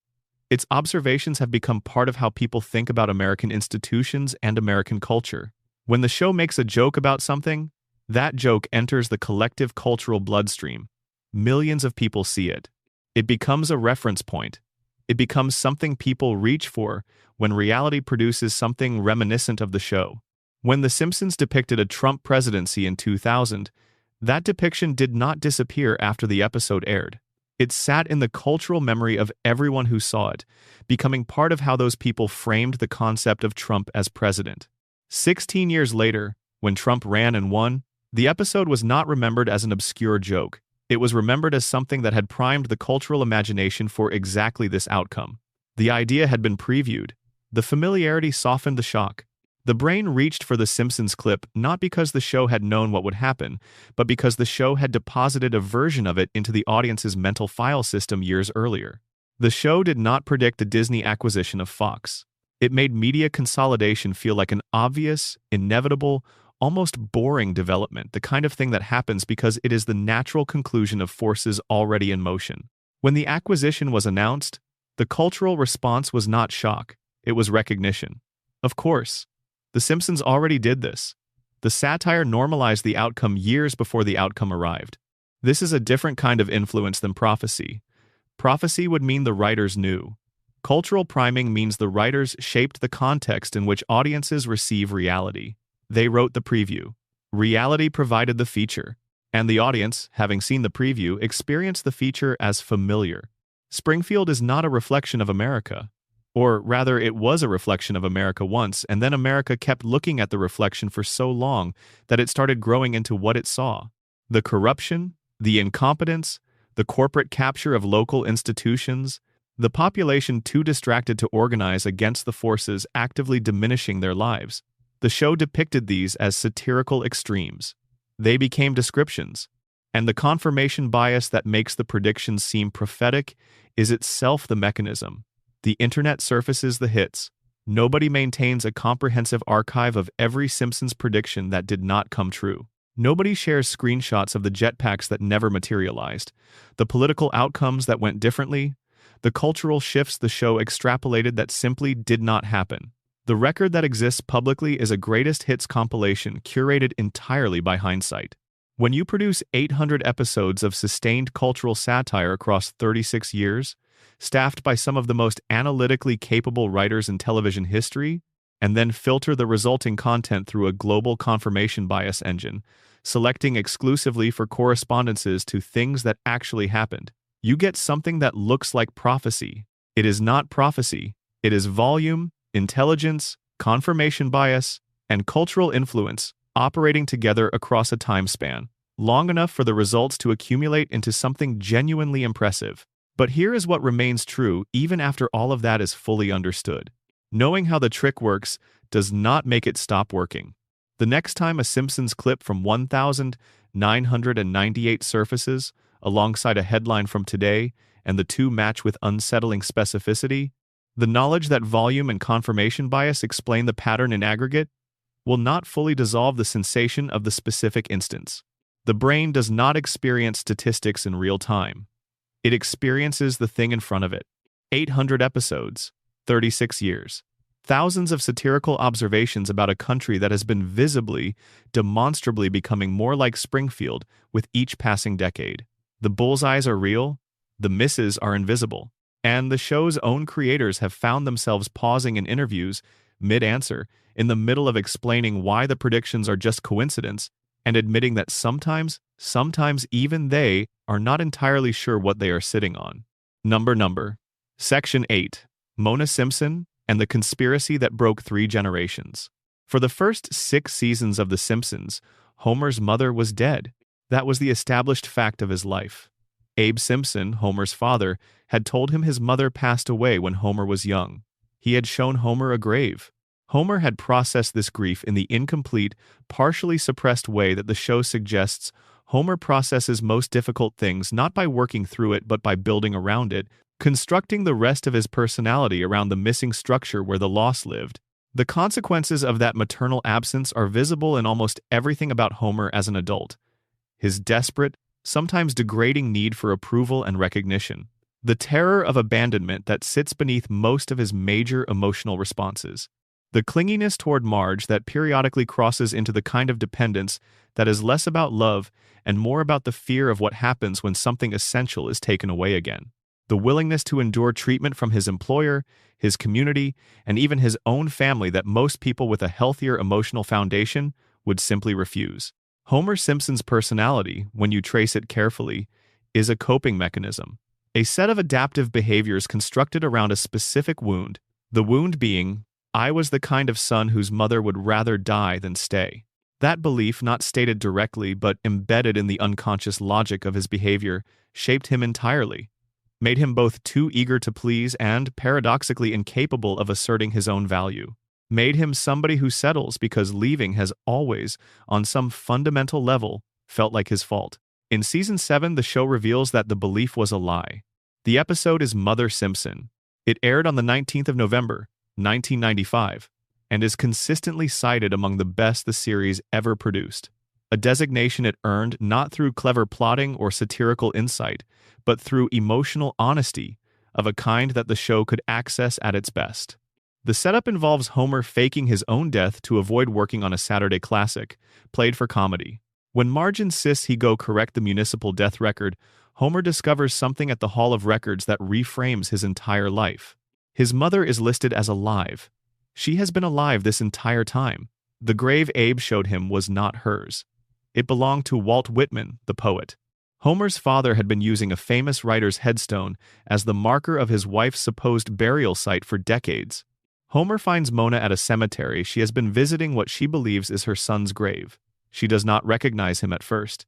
He has become someone different from the child she left. When he proves who he is, the reunion that follows is one of the most genuinely moving scenes the show has ever staged. A grown man and his mother separated by 27 years, finding each other beside a headstone that belongs to neither of them. And then Mona tells Homer why she left. She did not leave because she stopped loving him. She did not leave because there was something wrong with him. She left because staying would have endangered him. The story reaches back to 1969. Mona Simpson was a housewife, ordinary, unremarkable in the way that the show establishes with characteristic affection for the ordinary. She was married to Abe. She had a young son named Homer. She lived a quiet life in Springfield, while the world outside moved through one of its most turbulent periods. And then something pulled her into that turbulence. She was radicalized. The show depicts this with a mix of absurdity and genuine weight. She joined a group of activists who had identified a specific target for their opposition, not the nuclear plant that came later, in a different form of destruction. They targeted a biological weapons laboratory owned by Mr. Burns. Let that settle for a moment. Burns did not just own a nuclear power plant with 342 safety violations and luminescent rats and human skeletons in the basement. He also owned a germ warfare facility, a laboratory designed to produce and store biological weapons, in Springfield, in the same community where families were raising children and shopping at the Quick E-Mart and living their ordinary lives without any awareness that the richest man in town was synthesizing weaponized pathogens a few miles away. Mona and her group broke into the lab. They deployed what the show describes as an antibiotic bomb, a device that destroyed the biological agent stored inside the facility. During the raid, they accidentally cured the asthma of the security guard protecting the facility. That security guard was Clancy Wiggum, who would later become Springfield's chief of police. The man responsible for failing to investigate the shooting of Mr. Burns or the human remains in the plant's basement had his lungs cleared of illness by the woman whose family that same plant would later damage. The raid succeeded. The bioweapons were destroyed. But Mona made one mistake as the group fled. Someone had fallen in the chaos. She stopped to help. She bent down and lifted a hand. And she looked up into the face of Charles Montgomery Burns. He saw her. He identified her. He reported her to the FBI. And from that moment, Mona Simpson became a fugitive. She could not go home. She could not contact her family. She could not call and explain or write a letter or ask Abe to tell Homer anything that would make the disappearance comprehensible.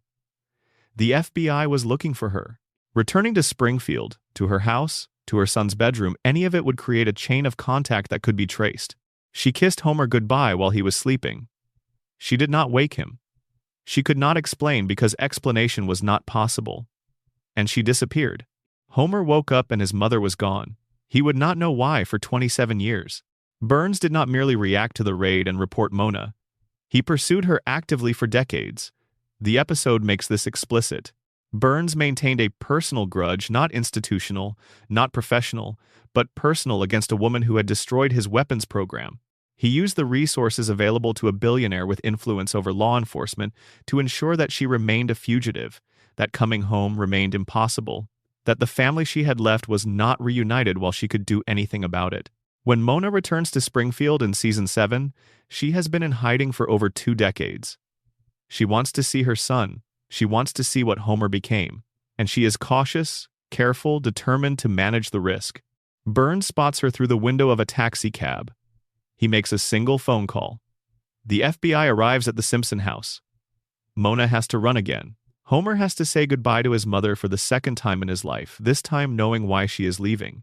He knows who forced this. He understands that the man responsible for his mother being a fugitive for 27 years is the same man who signs his paycheck. Burns stole Mona's freedom. Burns destroyed her ability to be present for her son's childhood. Burns is the reason Homer grew up believing he was unworthy of being loved by his own mother. And Homer does not connect these facts in a way that produces action. He does not confront Burns.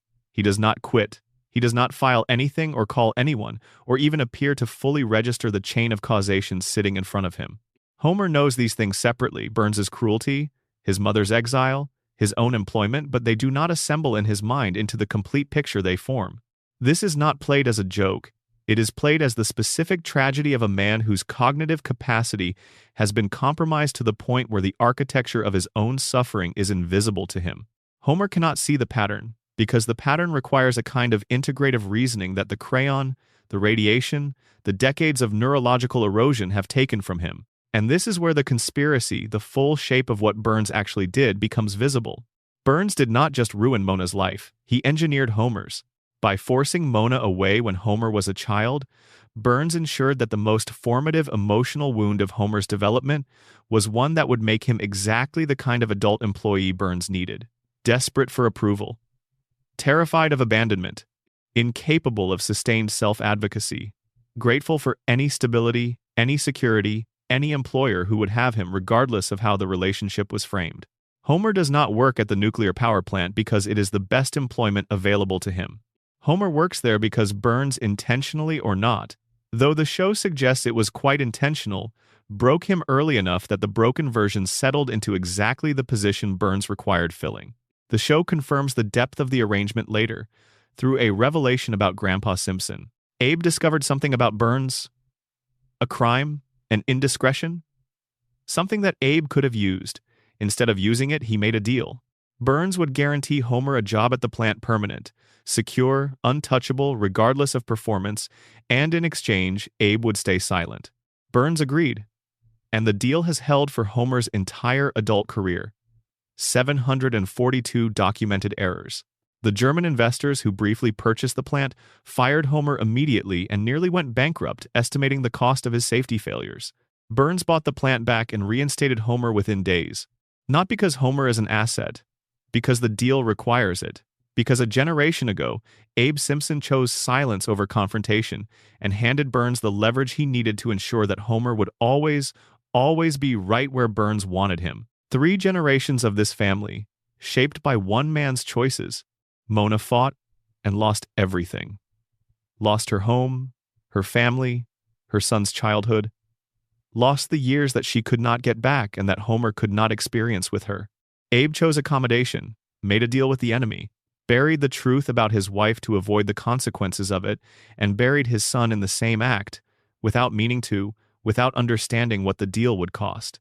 Homer inherited the wreckage, born into a situation whose origins he did not understand, shaped by a loss whose cause was hidden from him, employing himself in the service of the man who caused it, too damaged to see the complete picture, too dependent on the stability of his position to risk examining it. And Burns won. Burns always wins. Because Burns is the one who chose the terms. Mona died in a later season. Homer held her hand. He sat with her as she went. There was no cutaway gag, no reset, no joke to soften the moment, just a man and the mother he barely knew, and the weight of 27 stolen years pressing down quietly in a hospital room in Springfield. Burns never faced a consequence for any of it. The money remained, the plant kept running. The violations stayed at 342, and Homer went back to work on Monday. Because that is what the deal requires, and the deal never expires. Number, Section 9. Where is Springfield, the town that lives everywhere and nowhere? Springfield is the most famous fictional American town in history. More people can name Springfield than can name the capital of a significant number of actual states. It has been depicted with enough detail and consistency across nearly 800 episodes that viewers have developed an intimate familiarity with its streets and landmarks and institutions: the nuclear plant, the elementary school, the Quickie Mart, Moe's Tavern, the tire fire that has been burning on the edge of town for as long as anyone can remember. You know Springfield. You know your way around it. You have spent more time there, accumulated across decades of episodes, than you have spent in most real cities. And you cannot find it on a map. This is not an accident. This is not the show failing to establish a coherent geography. This is deliberate, sustained, meticulously maintained uncertainty, a creative choice so fundamental to the show's identity that even after the show's own creator gave what appeared to be a definitive answer, the production team immediately continued contradicting it. Springfield exists everywhere and nowhere simultaneously, and the show has spent 36 years making sure it stays that way. Let us begin with the geography itself, because it is genuinely extraordinary. Springfield has oceanfront property, accessible beaches within driving distance of the town center. It also has mountain ranges significant enough for skiing and for appearing imposingly in establishing shots. It has desert in some episodes, it has farmland. It has old-growth forest. It borders at least 4 different states depending on which episode you are watching. Ohio has been implied. Nevada appears in at least one scene. Maine and Kentucky have both been cited. The state abbreviation on official documents has been shown at various points as NT, not a real state, and a handful of other combinations that correspond to no actual American jurisdiction. The town's area code has been shown as 636, a real Missouri code. A character calling the state capital reaches a recording that identifies the state as one beginning with a vowel, which narrows the field to 8 possibilities, without resolving which of those 8 applies. The climate ranges from genuine blizzard conditions to tropical heat waves within single seasons. Springfield appears, depending on the episode, to be in the northern interior, the southern coast, the eastern seaboard, and the western desert at various points. No real American city has this combination of geographic features. Mountains, ocean, desert, and forest do not exist within driving distance of each other in any American metropolitan area. The geography is impossible. The show knows it is impossible. It is constructed to be impossible, each new contradicting detail placed deliberately to ensure that no viewer can triangulate a location that holds. In 2012, Matt Groening gave what appeared to be the definitive answer in an interview with Smithsonian Magazine. He named Springfield, Oregon. He confirmed that the inspiration came from his own proximity to that city while growing up, and from the fact that Springfield is one of the most common city names in America, present in over half the states in the Union. The internet erupted. The mystery was solved. Springfield, Oregon. For approximately 48 hours, this felt like a resolution. Then the show continued. Episodes aired in the months and years following that interview that placed Springfield in geographic contexts wholly incompatible with Oregon. The writers did not incorporate Groening's confirmation into the show's continuity. They kept building contradictions.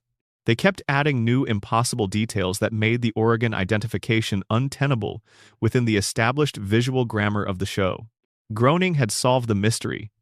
The show refused to stay solved, and the reason is that the mystery is the point. Springfield is more valuable as a geographic impossibility than as a specific real-world location. Once it is in Oregon, it becomes a place that Oregon residents would view with proprietary affection and everyone else would experience as slightly foreign, slightly other. A show set in a specific state is a show about that state. A show set everywhere is a show about America. Springfield needs to feel like your town, not like someone else's town in a state you may have never visited. The geographic impossibility is not a failure of internal consistency. It is the mechanism by which the show maintains its claim on every viewer regardless of their actual zip code. The mountains belong to the viewers who grew up near mountains. The ocean belongs to the viewers who grew up on the coast. The Midwestern flatness belongs to the viewers who know it from driving through it. Springfield takes all of them in simultaneously. It is the town everyone grew up in, despite nobody having grown up there. Now, apply the framework we have been building. Under the radiation theory, Springfield's geographic impossibility is an extension of its biological impossibility. If the contamination from the power plant can produce three-eyed fish and four-fingered humans and a man who glows in the dark, perhaps it does not stop at biology. Perhaps decades of nuclear leakage have done something to the physical space around Springfield, compressing or distorting the geographic features that would, in any unaffected environment, exist at the distances nature requires.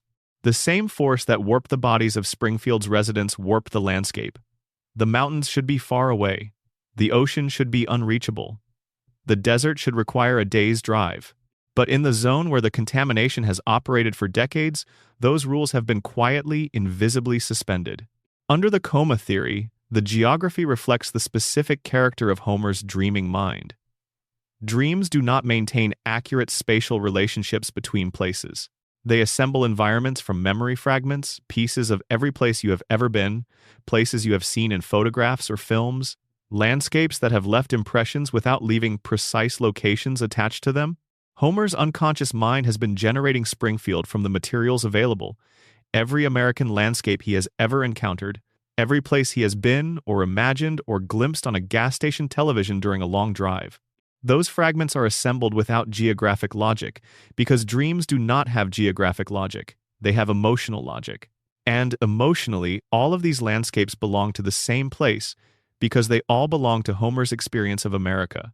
Springfield feels like America because it is made from Homer's memory of America, which is everything he ever absorbed, layered on top of everything else he ever absorbed, held together by the feeling of home rather than the coordinates of any specific location. Under the denial theory, the principle and the Popper framework, Springfield's unfixed geography is its most effective defense mechanism. A town with no fixed location has no fixed regulatory authority. The Environmental Protection Agency cannot establish consistent jurisdiction over a facility whose state keeps changing. A state attorney general cannot pursue the nuclear plant if the plant's location shifts between investigations. Federal bodies requiring precise jurisdictional coordinates face a target that refuses to hold still. Springfield floats between states because floating is safer than landing. Landing means accountability. Landing means someone arrives with a map and a badge and begins asking questions that the contaminated, amnesia-prone population cannot answer and Burns does not want answered. As long as the town's location remains genuinely uncertain, as long as every indication can be contradicted by another indication, the regulatory apparatus that would normally govern a facility like the plant cannot get sufficient traction. The geographic impossibility is not a storytelling convenience. It is a legal strategy operating at the level of the show's fundamental construction. The episode Behind the Laughter, the Season 12 mockumentary that presents the Simpson family as real people who star in a real television show, offers what appears to be a final answer on location. In the original broadcast, the narrator identifies the family as coming from northern Kentucky. In syndicated reruns, this line was changed. A different state was named. The answer differs depending on which version of the episode you watch. Even when Springfield has a definitive location, the definitiveness does not hold. The answer mutates. It shifts between broadcasts. The show gave you the truth and then changed the truth and left you with no way to determine which version is authoritative. Every state in the Union has been theorized. The internet has assembled databases of clues and counterclues, lists of episode references that point to specific states, and lists of the references in other episodes that make those same states impossible. The clue databases are genuine scholarship, built over decades by viewers who took the mystery seriously. They have not produced an answer because the show has not permitted an answer to exist. Springfield will not be located, not because the show cannot decide, because the show decided long ago that uncertainty is the most useful state for Springfield to occupy. A town that could be anywhere belongs to everyone. And a town that belongs to everyone cannot be dismissed as someone else's problem in someone else's state. Springfield's nuclear plant, Springfield's contamination, Springfield's corrupt billionaire and incompetent safety inspector and three-eyed fish, all of it belongs to every viewer, because Springfield belongs to every viewer. The show never lets you point at a specific state on the map and say the problem lives there. It insists, through structural impossibility, that the problem lives here. Wherever here is. Wherever you are watching from tonight, Springfield is not on any map. Springfield is everywhere the map is, and the plant is still running. Number, Section 10, the floating timeline and why nobody ages. We have arrived at the final mystery, the one that every theory in this conversation has circled, addressed, reached toward from a different angle. The one that is, in some sense, the shape of the mystery that contains all the others. Nobody in Springfield ages. Bart Simpson was 10 years old when the show debuted on the 17th of December, 1989. He is 10 years old right now. Lisa was 8. She is still 8. Maggie was 1 year old and has been 1 year old across every episode of every season for 36 consecutive years of broadcast television. Homer and Marge were in their mid-30s. They remain in their mid-30s, not a year older. Not a wrinkle added, not a gray hair. The show uses what the industry calls a floating timeline. The present is always the viewer's present.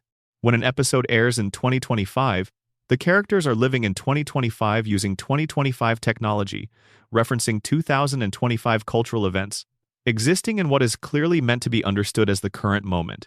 When an episode aired in 1995, the characters were living in 1995. The calendar year moves forward with each passing season. The characters do not. Most long-running animated shows handle time this way. The Simpsons is not unique in using the device. What makes its version of the device significant is the duration across which it has operated. 36 years of floating present is long enough for the floating to create genuine structural problems, contradictions so deep and so numerous that they have begun to warp the show's relationship with its own history. The clearest example is Homer and Marge's backstory. When the show began, their courtship was grounded in the late 1970s and early 1980s. They met in high school during a period of big hair and early punk and post-Vietnam cultural exhaustion. The references in flashback episodes were era-specific. The music, the clothing, the cultural touchstones were all consistent with parents in their mid-30s in the late 1980s, having formed their relationship roughly a decade earlier. But if Homer and Marge are still in their mid-30s in 2025, they did not meet in 1978. They met in approximately 2005, which means their high school years were defined not by leisure suits and mood rings but by MySpace and early YouTube and the early years of a specific kind of internet culture. Their formative experiences were not Watergate and disco, they were the Second Gulf War and the first iPhones. The show has acknowledged this by rewriting their backstory multiple times. Flashback episodes from different periods have depicted Homer and Marge's youth in the context of different decades. They were hippies. Then they were grunge fans.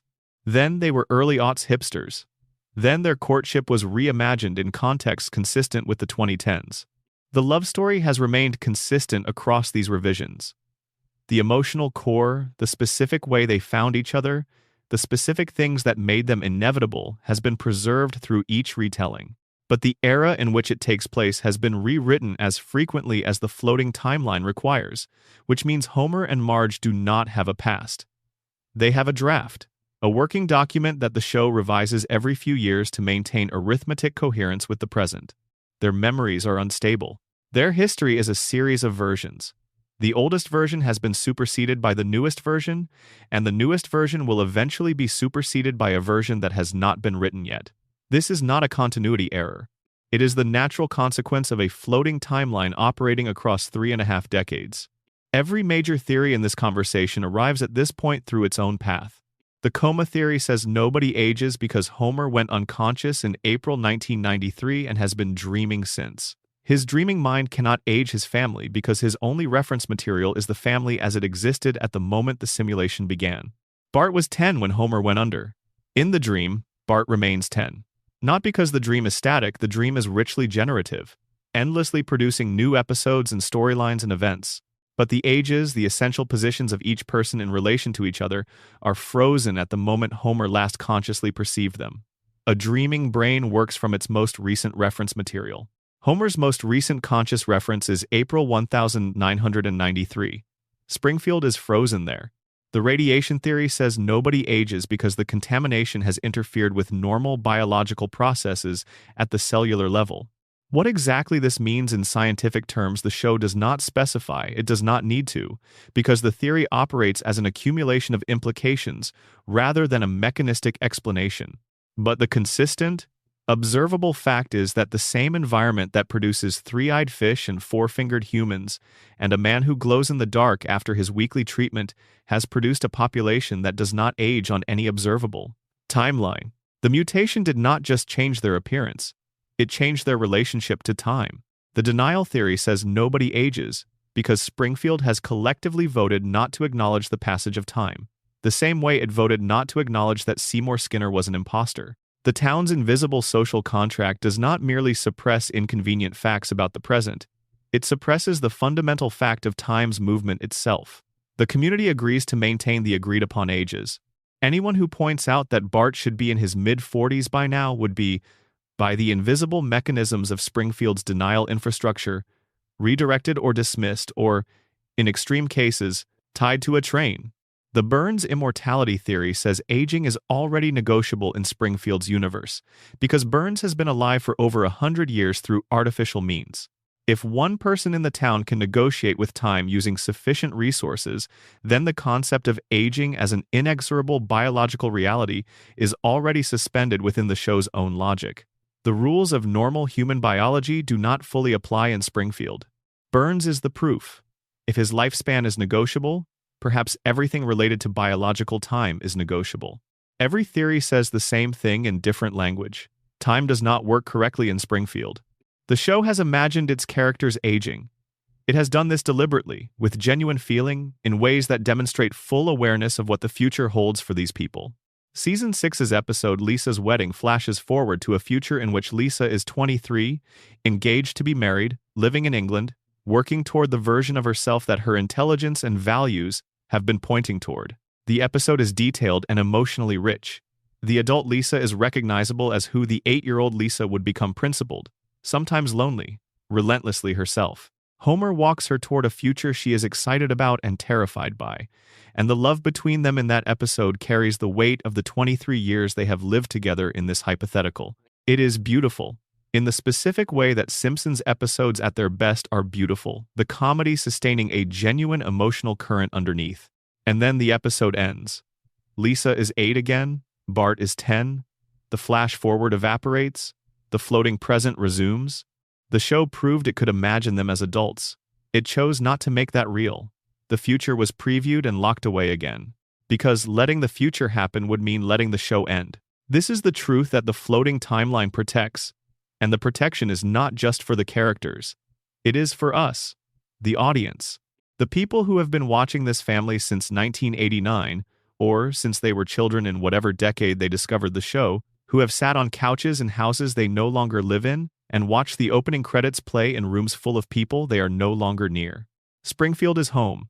Not a metaphor for home, an actual place in the imagination that functions as a home does, that is present and warm and recognizable, that you return to and find exactly as you left it.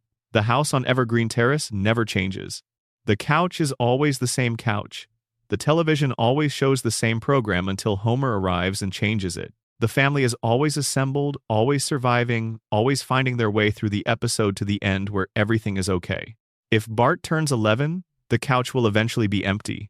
The house will eventually be sold. Homer will age out of the plant. Marge will have an empty kitchen.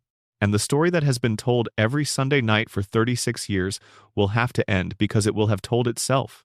America does not want that story. We are not ready for it.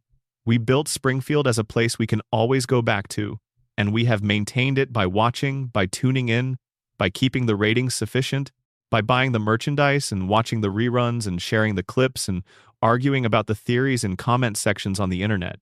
We are the mechanism of the floating timeline, not the writers, us, the audience that returns, the audience that would notice if Bart aged, the audience that would grieve the loss of the permanent present. We pressed pause in 1989, and we have not pressed play. The theories in this video all address the same underlying question from different angles. Not who shot Mr. Burns, not where Springfield is, not why Homer survived a fall from that cliff. The underlying question is, why can we not let them go? The radiation theory says they are trapped by the contamination. The coma theory says they are trapped in a dream. The denial theory says they are trapped by their own collective choice. The immortality theory says they are trapped in a system that cannot afford to allow natural endings. All of those are true, within the logic of each theory. But the simplest truth is this: we trapped them. We need them to stay exactly as they are because they represent something we can hold on to against the reality of time passing outside the window. Bart is still 10 because we need someone to be still 10. Lisa is still 8 because we need someone to still be 8 and brilliant and struggling and refusing to give up on the world. Homer is still stumbling through the door at 5:30 because we need someone to still be coming home to a family that is always there, always waiting, always undiminished. The Simpsons does not age because we built it as a place outside of time, a permanent present that we can step into when the world outside is too much to carry.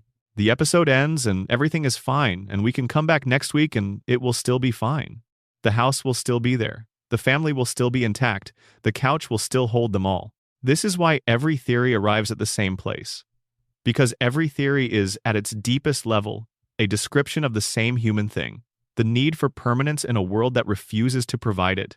The need for a family that does not age, a home that does not change, a story that does not end. Springfield is impossible.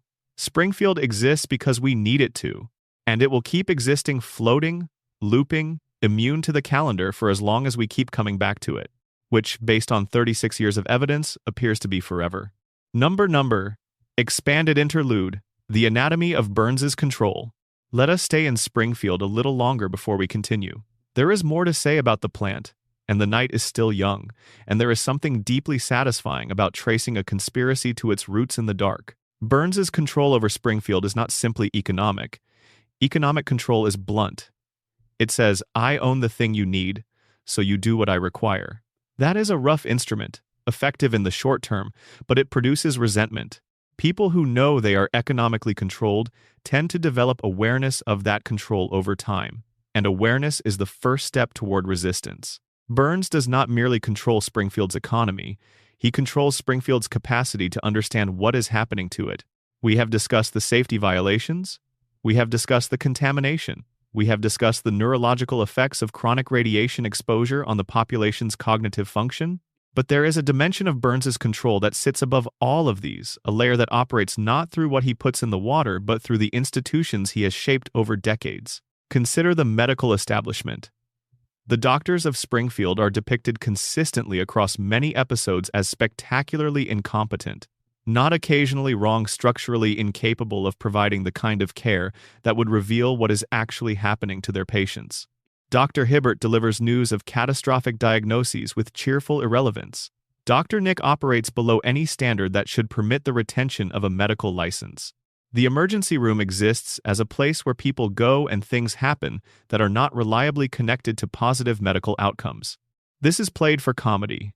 But consider what it means for the contamination theory. A competent medical establishment in Springfield, one with the equipment and training and professional independence to examine patients seriously, would have noticed long ago that this population is presenting with a specific and unusual suite of characteristics.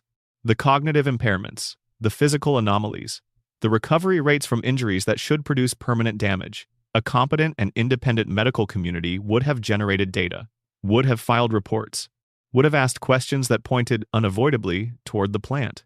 That medical community does not exist in Springfield. A medical community that is underfunded, undertrained, operating under the influence of the town's primary economic actor, or simply too cognitively affected by the same contamination it is supposed to be detecting, that community would not generate the data, would not ask the questions, would see what it expects to see and move on without connecting the dots that an outside observer would connect immediately. The show does not state this explicitly. It does not need to. The evidence accumulates in the same way the contamination evidence accumulates through individual moments that are each played as jokes and that together form a picture. Burns funds private medical research. He has personal physicians who are not Springfield's general medical community specialists retained directly, operating under NDA equivalent arrangements, providing services to their specific client in ways that do not generate public records or institutional documentation. Burns understands radiation medicine at a level of personal expertise because his life depends on the management of his own radiation exposure. He has spent a century developing and refining a medical protocol that keeps him alive. That protocol is the product of private research, privately retained expertise, privately managed infrastructure. The town has access to Dr. Nick. Burns has access to something entirely different. This disparity is not incidental. It is structural. The best medical understanding of what radiation does to biological systems, information that would be directly relevant to understanding what is happening to Springfield's population, is in private hands, behind whatever contractual protections Burns's lawyers have constructed, and is not available to the Springfield residents who need it. Burns knows what the plant is doing. He has the expertise to know. And the institution that should be detecting the effects on the population is too compromised, too underfunded, too limited to do so. This is how the control operates, not just through contamination, through the deliberate absence of the infrastructure that would detect and document the contamination's effects. And the schools. This deserves attention.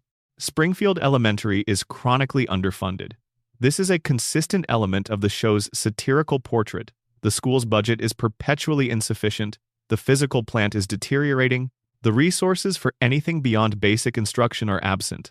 The oil well that Burns stole in Who Shot Mr. Burns was specifically significant because it represented a genuinely transformative influx of resources for a school that desperately needed them. Burns took it. The school went back to its baseline condition. An adequately funded school system with competent teachers operating in an intellectually stimulating environment produces students with developed critical thinking skills. Students who can analyze their situation. Students who grow into adults capable of identifying patterns, evaluating evidence, and asking the kind of questions that lead to accountability. The school system Springfield actually produces something different. The show depicts Springfield Elementary as a place where intellectual curiosity is not particularly cultivated, where the baseline expectation for students is low, where Lisa's exceptional capabilities make her not a celebrated example but an isolated anomaly. The school is not equipped to produce a critically aware population. This serves Burns. A population that has not been equipped with the tools for critical analysis is a population that struggles to organize its observations into actionable understanding. Individual residents of Springfield notice things blinky, the glow, the violations, but they notice them separately, without the analytical framework that would connect them into a picture of systemic contamination requiring systemic response. The underfunded school is not separate from the plant. It is part of the same system. A well-funded school might produce graduates who would ask the wrong questions. The school Springfield has produces compliant adults whose critical faculties are already limited before the contamination has had its full effect on their cognitive function. Homer choosing to put the crayon back is the most visible example of a choice that the whole of Springfield makes continuously, invisibly, collectively. Given the option between clarity and comfort, Springfield chooses comfort. Every time. And Burns has spent decades making comfort the easier choice by ensuring that the institutions that would support clarity are structurally insufficient. Number. Expanded interlude. The emotional logic of the coma dream. Come back to the coma for a moment. Let it be quiet here. There is something that does not get enough attention in discussions of the coma theory, which tend to focus on the evidence, the tonal shift, the aging freeze, the celebrity appearances, God's warning, and less on the emotional texture of what Homer's dream actually feels like from the inside. Dreams are not random. The science of dreaming, to the extent that it is understood, suggests that dreams are processing machines. They work with the material of the dreamer's emotional life, the fears, the wishes, the unresolved situations, the people who matter most, and they generate narratives from that material. The narratives are not always logical, but they are always emotionally honest in the specific way that dreams are honest. They show you what you actually care about, stripped of the social editing that operates in waking life. Homer's dream, if it is a dream, shows you exactly what Homer cares about. He is not dreaming of power. He is not the hero of a story about triumph or wealth or the acquisition of anything external. He is not dreaming of revenge on the people who have wronged him, though his life has given him plenty of material for that kind of dream. He is not dreaming of success or recognition or the resolution of the professional humiliations that have accumulated across decades of working for a man who cannot remember his name. He is dreaming of his family. Specifically, he is dreaming that his family is always there. The emotional logic of every Simpsons episode, underneath the satire and the physical comedy and the celebrity guests and the impossible plots, is always the same. Homer makes a mistake, or the world presents him with a situation he cannot handle, or someone does something that threatens to pull the family apart. And by the end of the episode, the family is intact. Homer finds his way home. Marge is there. The kids are there. The house on Evergreen Terrace is warm and lit and occupied. This is not a plot formula. This is a dream's emotional requirement. The dream cannot end with the family broken. That would defeat the purpose of the dream. The dream exists to maintain the one thing Homer's unconscious mind cannot survive losing. So it resets. Every time. Not because the writers got lazy, because the dreaming brain requires a specific outcome from every narrative cycle it generates. The family must be okay. Homer must get home. The house must be there. This is also why Homer's character in the later seasons that postdate the coma episode becomes progressively more the center of everything. In a dream, the dreamer is always the protagonist. Everything orbits the dreamer's emotional needs. The world reshapes itself around those needs. Characters exist primarily in relation to what they mean to the dreamer. In the early seasons before the coma, the show had a genuine ensemble quality. Multiple characters had their own storylines, their own emotional lives, their own trajectories that were not primarily defined by their relationship to Homer. Marge's arc was her own. Lisa's intelligence had an independent life in the narrative.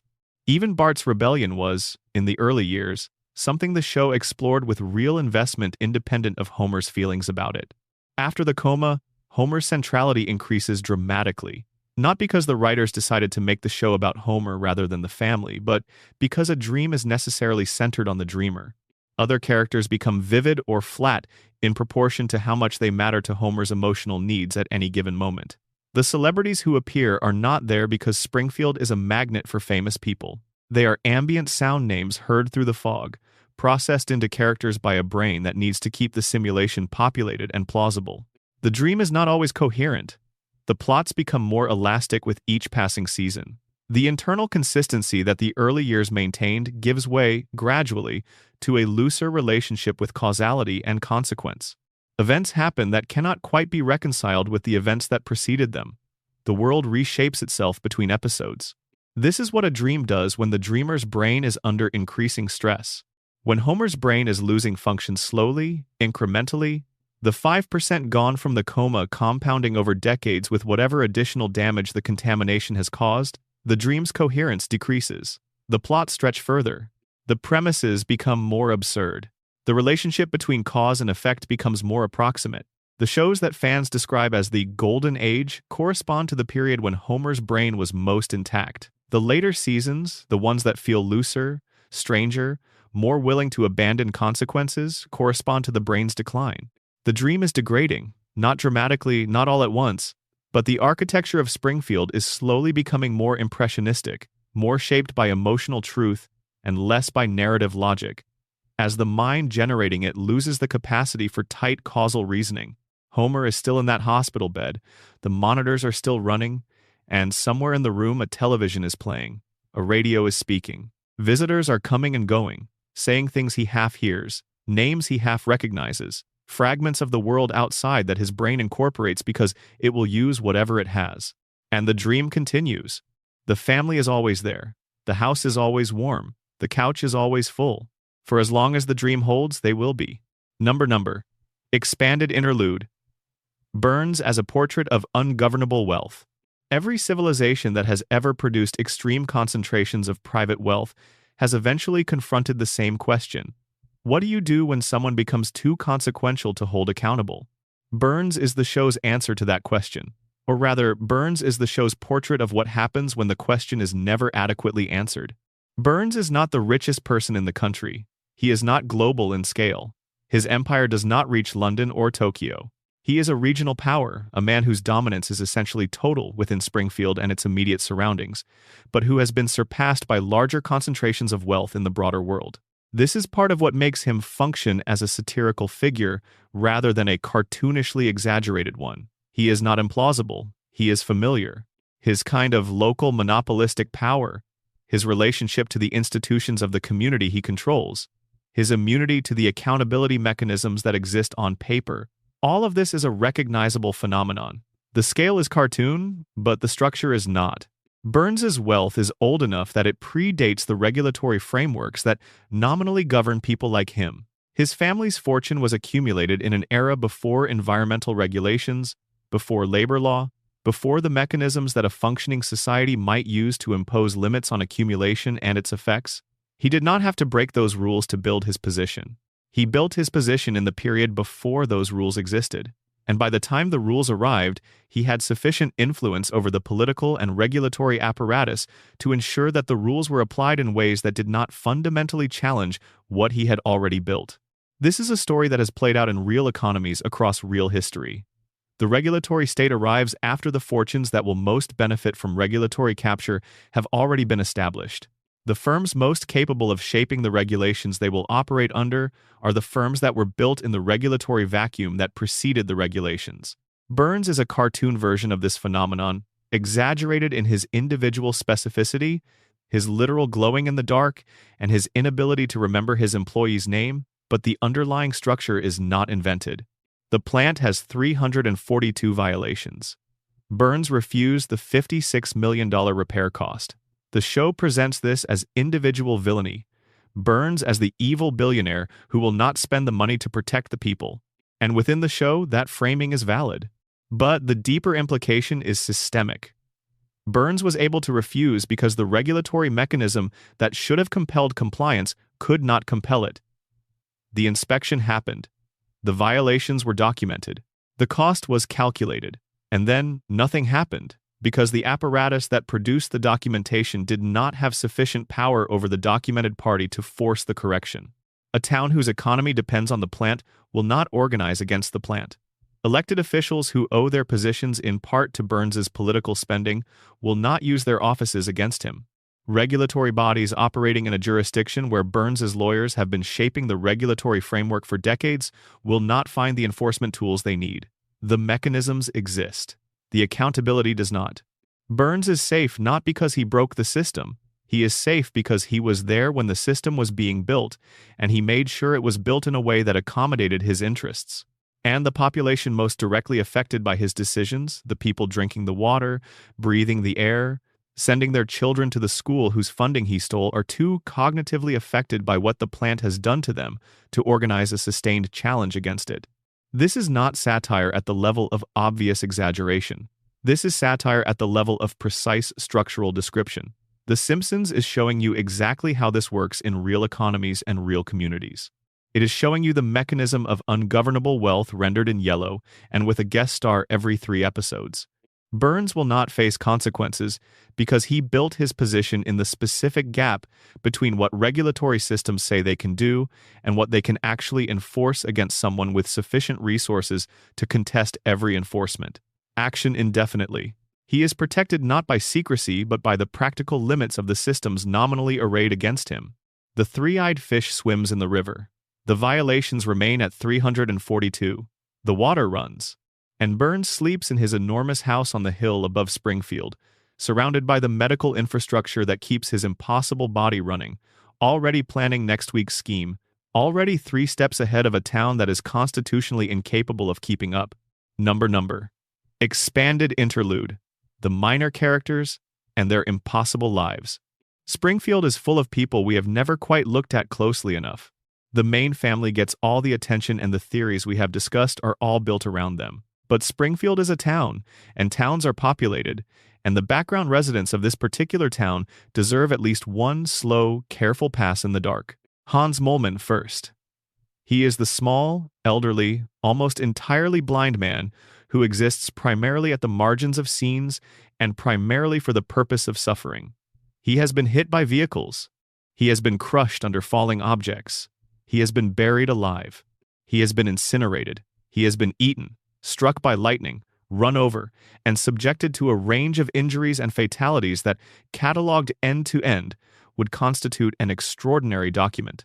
And he keeps coming back, not with explanation, not through any resurrection scene or medical intervention or magical reset. He simply appears in the next episode, small and fragile and nearly blind as always, ready to be placed in the next situation from which he cannot plausibly escape. The casual explanation is that he is a running gag. He dies a lot? It is funny? Do not think about it. But the theories we have built over the previous hours apply to him in ways that are genuinely strange. Under the radiation theory, Moleman represents the most extreme case of mutation in Springfield. A man whose biology has been so fundamentally altered by nuclear exposure that his body can reconstitute itself after events that should be final. Homer endures damage and heals with improbable speed. Moleman goes further, he actually dies, in episodes that present his death with a finality the show gives to few other things, and then he is simply present again in subsequent episodes, not healed, not recovered, simply present, as though the previous event did not occur.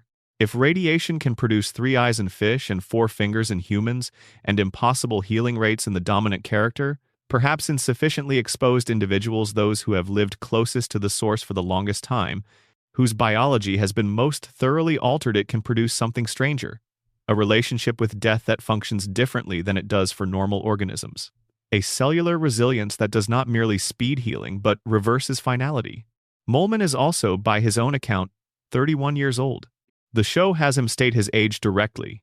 He says 31. Look at him.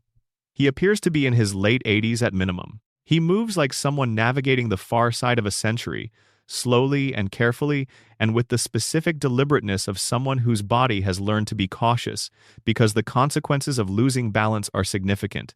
If he is telling the truth, something aged him catastrophically. Something took a man in his early 30s and transformed him into the apparent physical state of a very old man in a relatively short period. Something that also simultaneously gave him an unusual relationship to death. An accelerated aging process combined with an unusual degree of biological resilience is exactly what you would predict from extreme, long-term radiation exposure. The body ages faster under chronic exposure, but it also adapts. The ones that survive severe enough exposure change in ways that make them harder to kill through conventional means, because the conventional means have already been applied and the organism is still here. Moleman might be the most purely irradiated person in Springfield.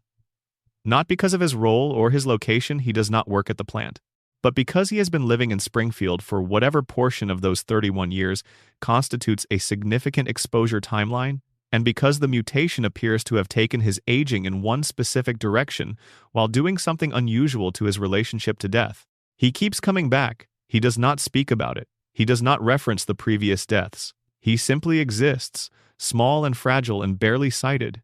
In the next scene, In the next episode, ready to suffer whatever Springfield has prepared for him this time. Under the coma theory, Molman's repeated deaths serve a different function. He is a background process, a character Homer's dreaming brain deploys to populate scenes without maintaining full continuity for him. Minor characters in dreams frequently appear, disappear, die, and reappear because the dreaming brain does not maintain consistent, detailed records of secondary figures. Homer cares about the main family and a handful of close relationships with enough specificity that his dream maintains them with coherence. Molman is too peripheral to receive that maintenance. He dies when the dream's needs require something to happen in the background. He returns when the dream needs the background populated again. The deaths and returns are not narrative events. They are the dream's housekeeping, the management of minor elements that do not need the consistency reserved for the people who matter. Under the collective denial theory, Molman's continued return despite public, witnessed deaths is simply another thing Springfield has agreed not to notice. This tiny man has died in front of witnesses dozens of times. Nobody has ever opened an investigation. Nobody has filed a report. Nobody has gathered at a vigil or spoken to a journalist or raised the question in a town meeting. The social contract that prevents Springfield from examining inconvenient truths extends to include the apparently impossible longevity of one of its smallest and least significant residents. Molman is the canary of canaries. If Springfield would notice him, if anyone would stop and say, "Wait, this man has died 16 times and he is standing next to me at the Quickie Mart again," the whole edifice would crack. The question of why Molman is still alive would lead to questions about how. Questions about how would lead to the plant. Questions about the plant would lead to everything else. Springfield does not ask. Springfield will not ask. Molman continues to appear at the edges of scenes, to suffer in increasingly elaborate ways, and to return without comment.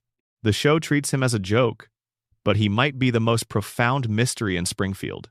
A man who is simultaneously 31 and ancient, who dies and returns without explanation, who has been absorbing whatever Springfield has been producing for decades and who is still, somehow, present, still in the background, still suffering, still coming back.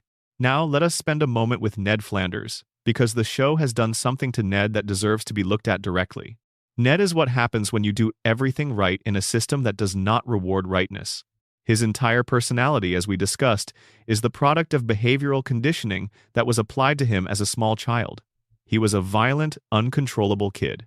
His parents, being of a particular generation and philosophical orientation, took him to a psychiatrist who spent years using techniques that the show depicts as intensive and systematic, essentially reprogramming the aggression out of Ned through sustained behavioral modification. The result is the man we know: patient, kind, generous beyond what most people would sustain, religiously devoted, physically fit, financially responsible, a good father to his sons, and a good neighbor, even to a man who does not deserve the quality of neighborliness Ned provides. And the show breaks him repeatedly. Not because the writers do not like Ned, they do. The breaking is the point. The breaking is what the show is saying about what happens to people like Ned in environments like Springfield. Ma died because Homer was being selfish, and the t-shirt cannon that was meant for Homer hit Ma instead. Ned's wife died because Homer could not be bothered to move out of the way. Ned forgave Homer. Not after a long process of working through his grief and reaching genuine peace with what happened. He forgave him because the conditioning will not allow him to sustain the alternative. The alternative, recognizing that his wife died because of Homer's characteristic behavior, feeling the anger that this merits, holding Homer responsible in some proportion to his actual responsibility, is inaccessible to Ned. The conditioning prevents it. This is not strength. This is not grace in the traditional spiritual sense. This is a man who cannot access his own legitimate emotional responses because they were systematically removed before he was old enough to consent to the procedure. God speaks to Homer. The show has established this canonically. Homer has had face-to-face conversations with God across multiple episodes. The divine presence is not ambiguous in Springfield. God is there, God is accessible, and God talks to Homer, the drunk, the lazy, the man who throws donuts into reactor cores and falls asleep during meltdown warnings. Homer gets the conversations. Ned, who has dedicated his entire adult life to faith, who structures every day around religious practice, who turns to his belief in moments of genuine crisis, Ned gets silence. The show does not frame this as a joke exactly. It frames it as background furniture that the audience absorbs without remarking on it. But once you notice it, it does not go away. The devoted man is not answered. The careless man is in direct conversation with the divine. Springfield's God, to the extent that one operates within the show's universe, is indifferent to moral merit in a way that should disturb anyone paying attention. Ned Flanders is the saddest character on the show. Not because his suffering is the greatest by raw volume. Homer has experienced more physical and professional catastrophe than Ned. But because Ned's suffering comes with full awareness. He knows what he has lost. He knows what he has tried. He knows that he is a good man by every standard he was raised to apply to himself, and that this has not protected him from a single one of the things that have been taken from him. He goes to church every Sunday. He reads his Bible. He raises his sons with genuine care and patience. He maintains his fence and his lawn and his smile. He waves across the yard to a neighbor who will never quite appreciate what he is being offered. And God does not call back. That is not random cruelty on the show's part. That is a thesis statement. The systems of Springfield economic, environmental, social, divine do not reward goodness. They reward compliance, and they punish whoever draws attention to what is actually happening. Ned is too good to fully comply with the lie that everything is fine in Springfield, but too conditioned to break from it entirely. He is stuck at the exact midpoint, clear-eyed enough to suffer, conditioned enough not to act on the suffering. Homer and Ned live next door to each other. They have lived next to each other for 36 years. The gap between them, the gap between the man who does nothing right and faces no real consequences, and the man who does everything right and is not protected by it, has not closed by a single inch. Springfield is not designed to close that gap. The gap is the point. Number expanded interlude. What the show cannot say out loud. The Simpsons is a comedy. It was always a comedy. The show has never claimed to be anything else. But comedy can carry weight that other forms cannot carry as directly, because comedy creates distance. The joke arrives first, and the serious thing arrives in the slipstream of the laugh. If the laugh lands, the audience is already inside the idea before their defenses are up. This is what the best satire has always done. It uses the laugh to smuggle in the thing that would be rejected if it arrived through the front door with its full weight visible. The Simpsons has been doing this for 36 years, on a topic that most of its audience would find too depressing to engage with directly. The topic is, the American working class is being systematically diminished, and the institutions that should protect it have been captured by the forces responsible for diminishing it. Homer Simpson is a union worker at an industrial facility owned by a billionaire who has never considered him a person. He has worked there for over 3 decades. He has made documentary mistakes. He has caused incidents. He has been consistently insufficient at the job his employer needs him to do well, and he cannot be fired. Not because he is good at his job, because he is exactly what his employer needs, a presence in the critical role that ensures the critical failure continues. Homer's job security is not a benefit he earned. It is the product of a deal struck by his father with the man who had already destroyed his family. Homer is employed because Burns needs him employed. And the employment is maintained not through any positive quality of Homer's, but through the structural requirements of Burns's continued operation.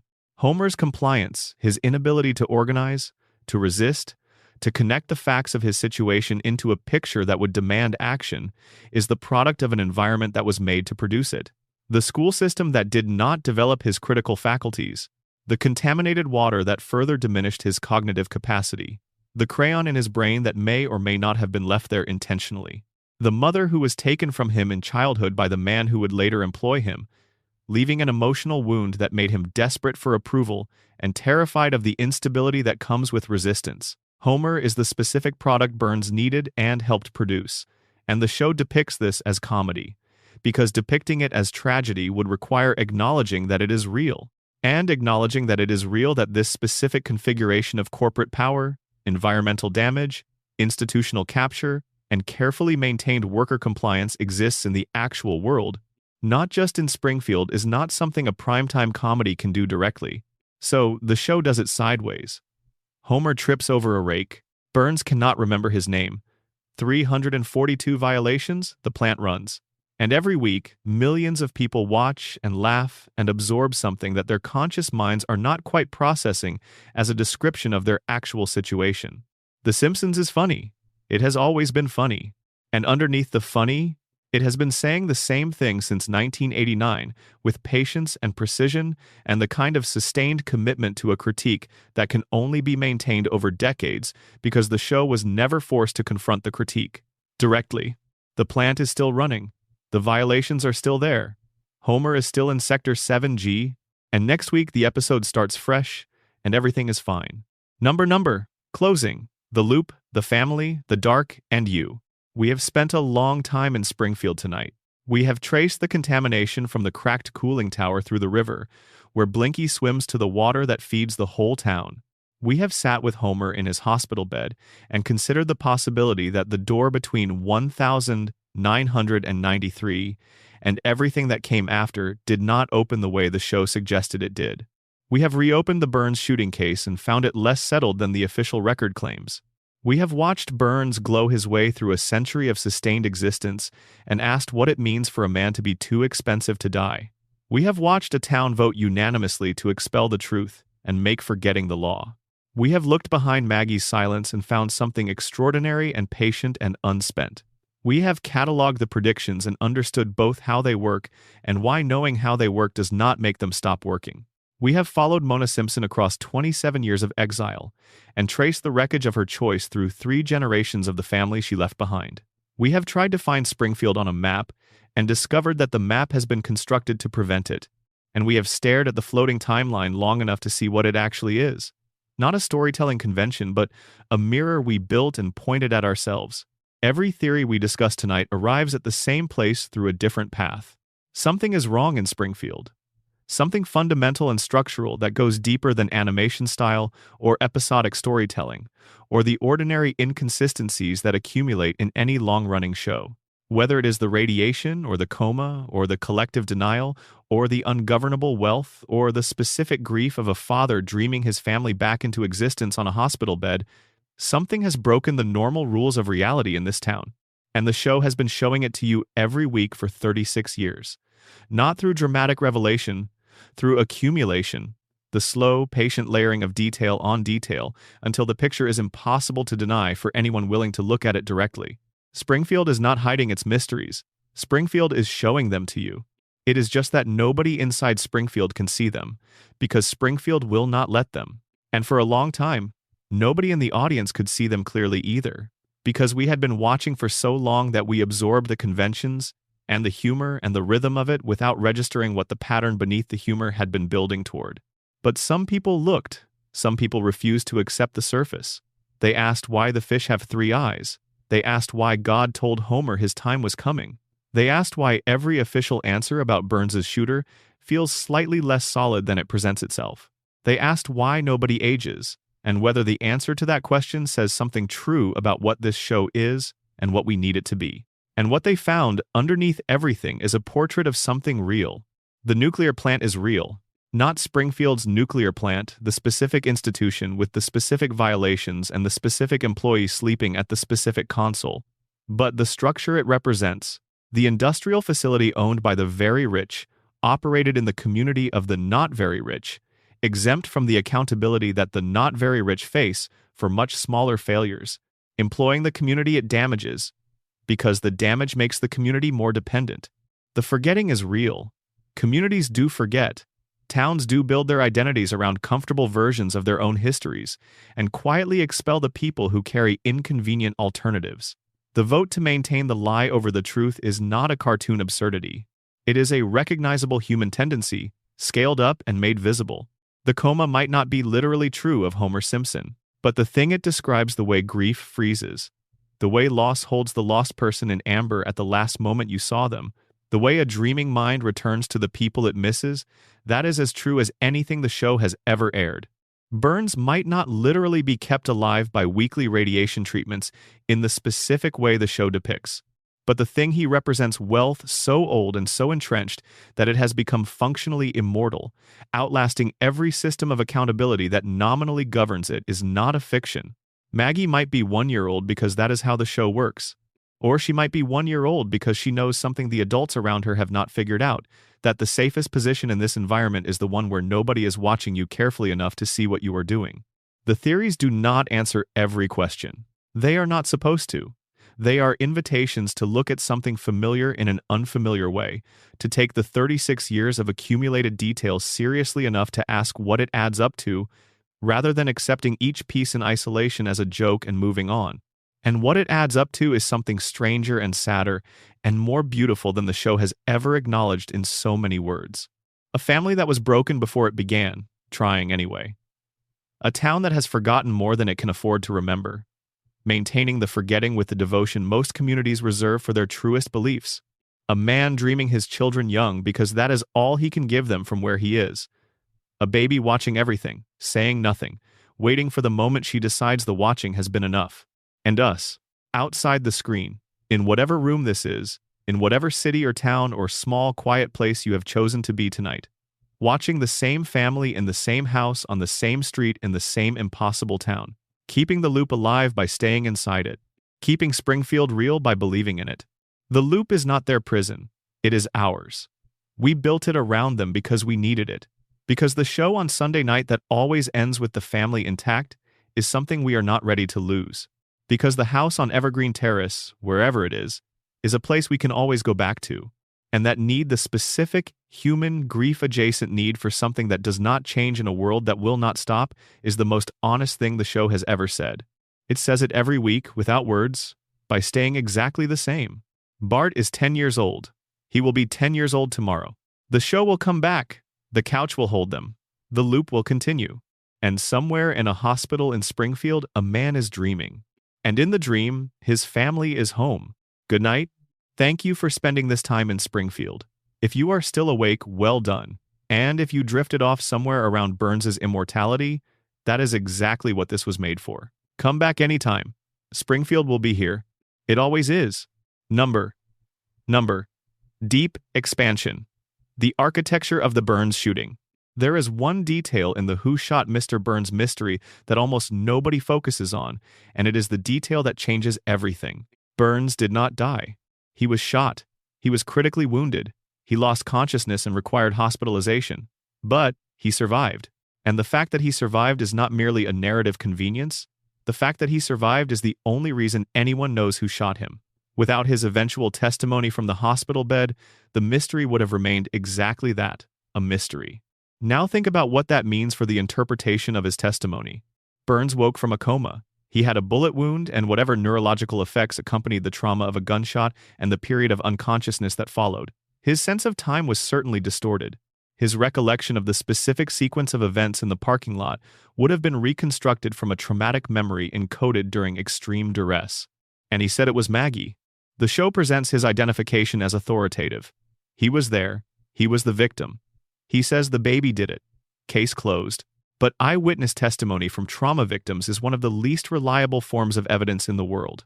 This is not a controversial claim. It is the established conclusion of decades of research into how memory encodes experience under high-stress conditions. The brain under threat is not carefully recording the environment for accurate later retrieval. It is processing threat signals and managing the immediate crisis. What gets encoded is often fragmentary, sometimes wrong, and significantly shaped by what the witness already expected or feared. Burns encountered multiple people in the aftermath of the town meeting. He was leaving an event where every major character in Springfield had been present and where multiple people had been visibly angry enough to carry weapons. He was in a parking lot in the dark. He was shot with his own weapon. He then woke from a coma and was asked to identify his attacker. The question of whether his identification of Maggie reflects what actually happened or reflects what his traumatized brain reconstructed from fragmentary information is never asked by anyone in the show. The police do not attempt to corroborate his account against physical evidence. The timeline of the parking lot encounter is not reconstructed independently. His testimony is simply accepted, the DNA evidence is used to confirm a Simpson connection, and the investigation concludes. The DNA established that a Simpson was involved. Homer's fingerprints on the gun established that Homer had handled it at some point. Burns's testimony identified Maggie. These three pieces of evidence were combined into a narrative, and the narrative was closed. But consider an alternative reconstruction. Homer, reaching his breaking point after years of Burns not knowing his name, followed Burns into the parking lot. There was a confrontation, a struggle. The gun was involved. Homer had his hands on the gun. Maggie, present in the parking lot being carried or in a stroller nearby, witnessed the confrontation. In the chaos, the gun was dropped. Maggie picked it up. The gun went off. Under this scenario, Homer's prints are on the gun because he grabbed it from Burns. The DNA on the eyelash could have been transferred through contact during the struggle. And Burns, identifying his attacker from a traumatic and fragmented memory, identified not the person who actually fired the weapon but the most recent face he clearly saw before losing consciousness. Homer confesses in season 18 because Homer knows what happened in that parking lot. What exactly he confesses to, whether it is firing the weapon or initiating the confrontation that led to the weapon firing, is deliberately kept vague. And Maggie's private pantomime in the hospital room? A baby imitating something she witnessed, not the shooter recalling the crime. A child processing a disturbing thing she saw an adult do in the only language available to her, physical repetition, because she does not yet have words. The alternate Smithers ending that was fully animated and produced suggests that the Smithers solution was genuinely considered viable by the writers right up until a final decision was made. A complete alternative was ready. The winner was chosen, and it was Maggie, but the fact that a full alternate was prepared suggests the resolution was not locked in until late in production, which is consistent with the theory that the clues in Part 1 were not written to point unambiguously toward a specific answer, but were designed to be compatible with multiple answers. A mystery that was solved by working backward from a chosen conclusion to arrange the evidence accordingly. That is exactly what Chief Wiggum and the Springfield Police Department did in their investigation. They did not follow the evidence to a conclusion. They assembled a suspect from the available pieces and then arranged the available pieces to support that suspect. In Springfield, that is apparently also how mysteries get officially solved. Number. Deep expansion. The specific shape of Lisa's isolation. Lisa Simpson is 8 years old and she is the loneliest person in Springfield. This is worth sitting with, because the show sometimes makes Lisa's isolation a punchline, the earnest child in the family of lovable idiots, the voice of reason in the wilderness of Springfield's collective foolishness. And it is sometimes played as inspiring Lisa persisting despite the obstacles, Lisa refusing to give up, Lisa's commitment to her values as the moral center of the show. But there is a reading of Lisa's situation that is neither funny nor inspiring. A reading that is simply honest about what her life looks like when you trace it carefully. Lisa has an IQ that the show places in the genius range. She plays the saxophone with a skill that professional musicians have noted would be exceptional in an adult. She reads at a level far beyond her grade. She understands political economy, environmental science, and moral philosophy with a sophistication that most adults in Springfield do not approach. She is, by any measure, one of the most capable people in the show's universe. And she is 8 years old, permanently, in a family that loves her but cannot quite follow her, in a town that has no use for her particular kind of intelligence, in a school that cannot serve her needs. The show has depicted Lisa's future in flash-forward episodes that are consistent in their broad outlines. Lisa grows up to become exactly the person her values point toward: principled, accomplished, dedicated to the work of improving things, and lonely. The future versions of Lisa are always surrounded by evidence of achievement and slightly short on the kinds of close relationships that her intelligence makes difficult to form. She is too much, in ways that her environment cannot accommodate, too curious, too committed, too unwilling to stop asking the questions that make the people around her uncomfortable. In Springfield, this is not a path to admiration. It is a path to being the kid who ruins things by pointing out what is actually happening. Bart gets the social rewards, not because Bart is kinder or more talented or more interesting as a person, but because Bart's way of being in the world is legible to Springfield. He breaks things, he makes people laugh, he challenges authority in ways that are thrilling rather than illuminating. His rebellion is entertaining. Lisa's is inconvenient. The specific sadness of Lisa's situation is that she can see it clearly. She is intelligent enough to understand her own isolation, to trace its causes, to know that the environment she was born into is structurally incapable of serving her. This does not make the isolation easier. It makes it more precise. She carries a clear-eyed understanding of exactly what she is missing and exactly why she is missing it, which is a lonelier position than not understanding at all. The coma theory adds a specific texture to Lisa's characterization. If the show is Homer's dream, then Lisa is Homer's projection of his hope for his daughter. The specific things he values most, the things he cannot articulate but that operate below consciousness as his deepest wishes for her, are what Lisa embodies. Curiosity, the refusal to accept things as they are simply because they are familiar. The commitment to something larger than the immediate comfort of the moment. The saxophone, played with a passion that exceeds what the instrument objectively requires. Homer is not the kind of man who thinks carefully about intellectual development, but he is the kind of man who would dream, without knowing he is dreaming it, that his daughter would be the one in the family who does not let the fog close over her, the one who keeps asking why. She is Homer's unconscious hope for what a Simpson could be if the fog did not reach her. And in the dream, she is isolated for it, because Homer understands somewhere beneath consciousness that being the one who sees clearly in Springfield is not a reward, it is a cost. Number deep expansion, Marge and the weight of the foundation. Every theory in this video focuses on the most dramatic elements of Springfield's situation. The billionaire, the contamination, the coma, the mystery, the silence. These are the elements that generate theories, that produce debate, that give fans something to trace and analyze and argue about in comment sections at 2 in the morning. Marge does not generate theories in the same way. Marge is there. She is patient. She worries. She maintains the house and the family and the emotional equilibrium that the whole structure depends on, and then the episode ends and she does it again next week. This is usually read as Marge being a less interesting character, the stable center around whom the dramatic characters orbit, doing the necessary work of narrative maintenance without generating drama herself. But that reading misses what the show is actually doing with her. Marge is the show's portrait of what it costs to hold things together. She knows, on some level, more than she acknowledges. She sees Homer's failures clearly not just the physical comedy of his disasters, but the deeper failures of awareness and responsibility. She sees Burns's relationship to the town with more clarity than Homer can access. She sees the effect of Springfield on her children. She sees the gap between what her family could be and what it is. And she keeps going. The show has tested the question of whether Marge would leave. Several episodes have placed her at decision points, moments where her own needs and desires and professional aspirations point in directions that the family cannot easily accommodate.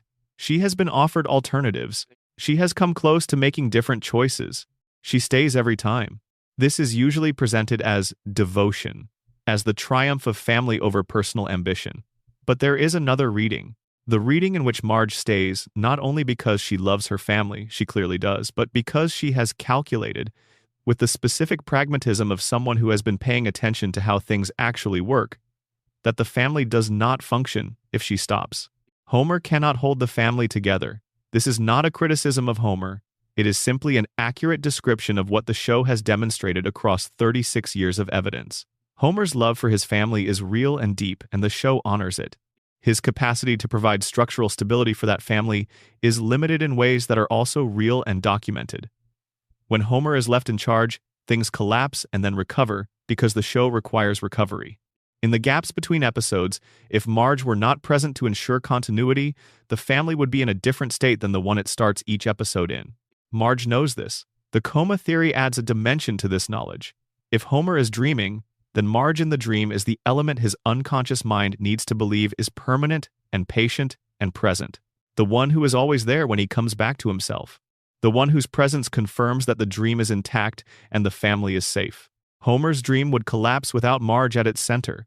He cannot generate a coherent version of his life without her patience functioning as its foundation. So, in the dream, she is always patient, always there, always returning to the anchor position that the dream requires her to hold. Whether that is a portrait of love or a portrait of something more complicated, something about the specific way some people become load-bearing walls in the structures built around them, the show does not fully resolve. Marge carries the weight of Springfield. Not the dramatic weight, the daily structural weight, the thing that makes everything else possible. And she does it without anyone in Springfield, including most episodes, the show itself quite taking account of the cost. Number. Deep expansion. The predictions that did not come true. We spent considerable time on The Simpsons predictions that appeared to come true. This is the visible surface of the phenomenon, the part that travels on social media and generates the response of amazed uncertainty. But the predictions that did not come true are equally important to understand. Not because they disprove the phenomenon they do not need to, because the accurate explanation of the phenomenon does not depend on prophetic status. Rather, because they reveal the specific texture of what the show was actually doing. The Simpsons predicted jetpacks, a future with personal flight devices small enough for individual use, imagined as a plausible development from trends the show observed in the late 1980s and early 1990s. The prediction was reasonable. Personal flight technology had been developing since the mid-20th century, and the trajectory seemed to suggest that something practical might arrive within a generation. It did not. The jetpack remains a symbol of the future that failed to materialize on schedule. The show predicted monorail technology becoming a significant urban transit solution, this one being the subject of one of the most celebrated episodes in the show's history. The specific prediction was not that monorails would proliferate, but that communities would be susceptible to being sold monorail systems by people who did not have the community's best interests at heart. That prediction, somewhat more structural in nature, has held quite well. The vulnerability it identified is real and recurring. The show imagined colonies on the Moon and Mars as near-term developments, as popular culture broadly did throughout the era of American space confidence. The colonies did not materialize on the imagined schedule, though the ambition has not disappeared entirely. The show imagined technologies that have not arrived. It imagined social changes that went differently. It imagined political outcomes that were resolved in other directions. These are the episodes nobody shares. These are the clips that do not circulate. When an episode's projection does not align with how reality developed, the episode simply remains an episode from a specific moment in cultural time. It is not filed under failed predictions. It is filed under old episodes. This asymmetric filing is the mechanism that produces the prophecy impression. The brain that processes only confirming instances while the disconfirming ones fade into background noise will eventually encounter something that looks like a pattern of successful prediction. The pattern is real, in the sense that the predictions that came true genuinely did come true. But it is not the full picture. The full picture includes everything the show guessed wrong, which is substantial and invisible. The Simpsons is a brilliant show. Its writing staff was, and to a significant degree, remains exceptionally capable.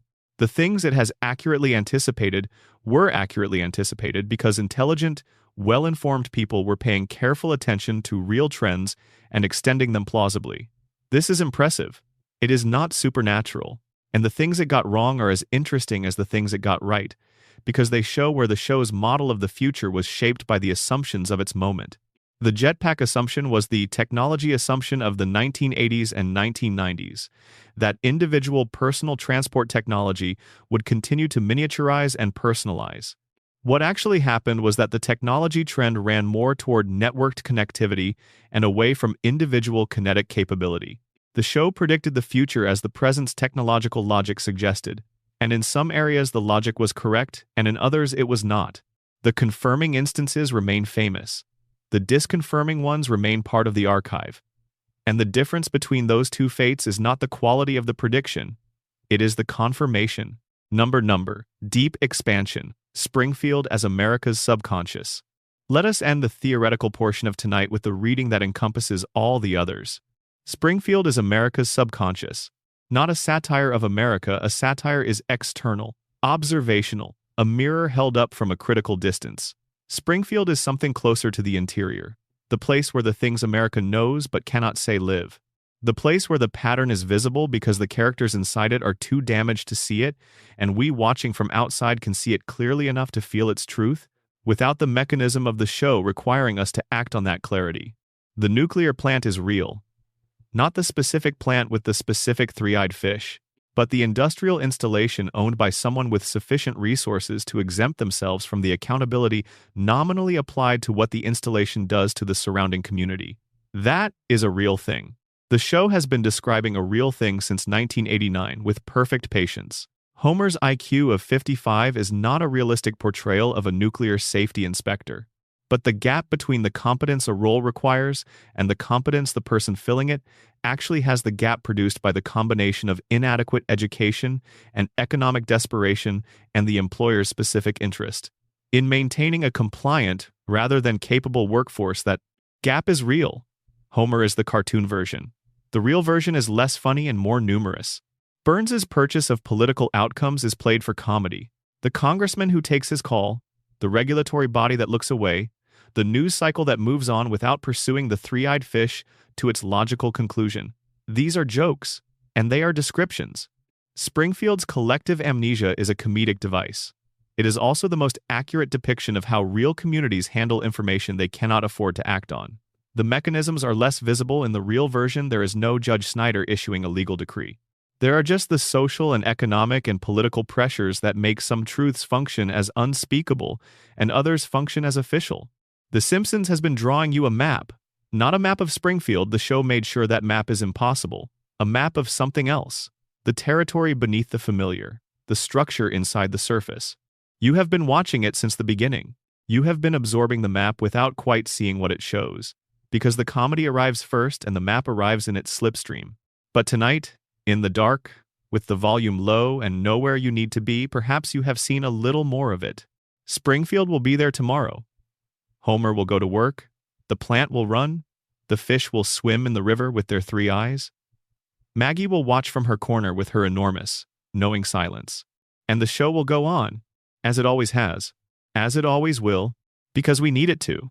Number. Deep expansion. The show's relationship with its own mythology. There is something interesting about how The Simpsons relates to its own accumulated history, and it becomes stranger the longer you look at it.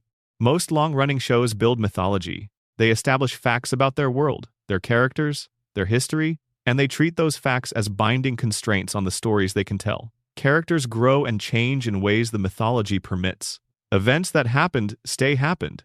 The past is a foundation that shapes what the present is allowed to do. The Simpsons does not work this way.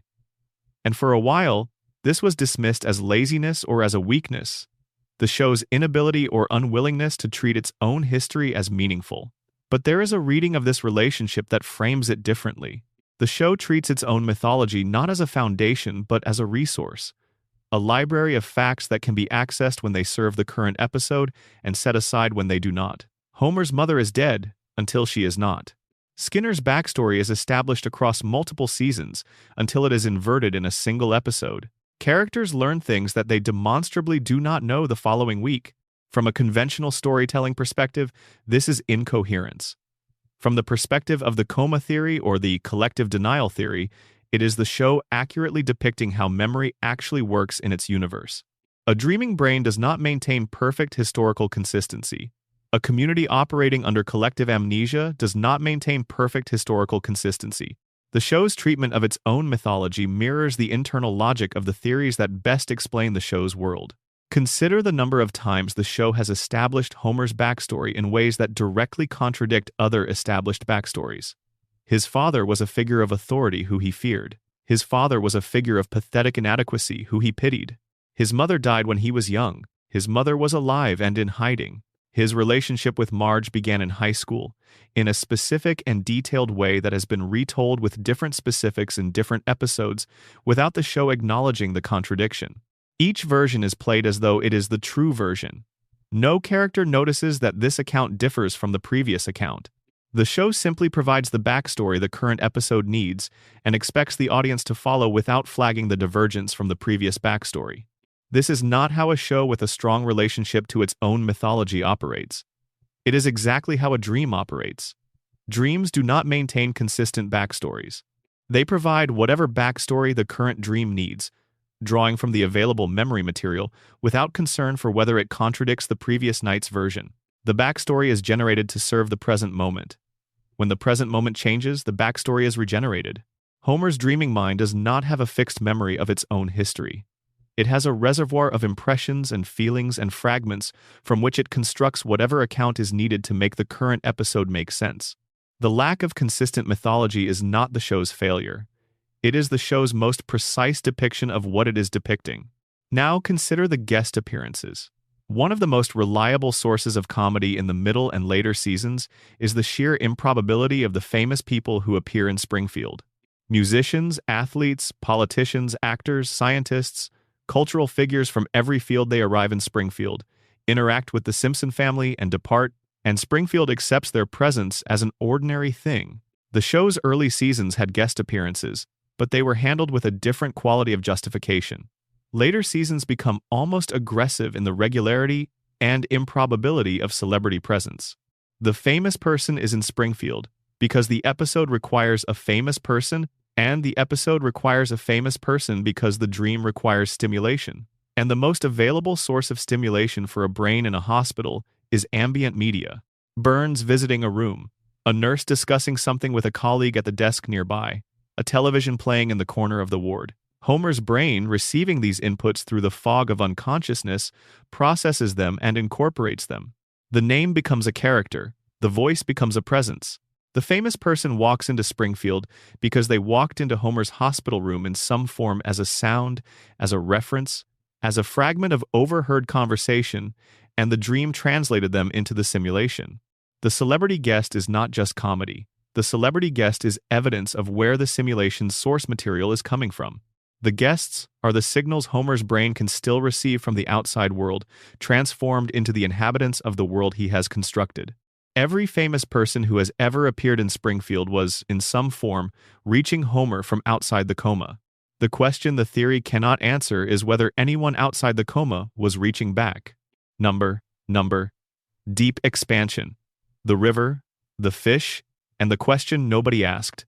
Blinky deserves more attention than the theory usually gives him. He appears early season 2 pulled from a river near the power plant by Homer during a fishing trip.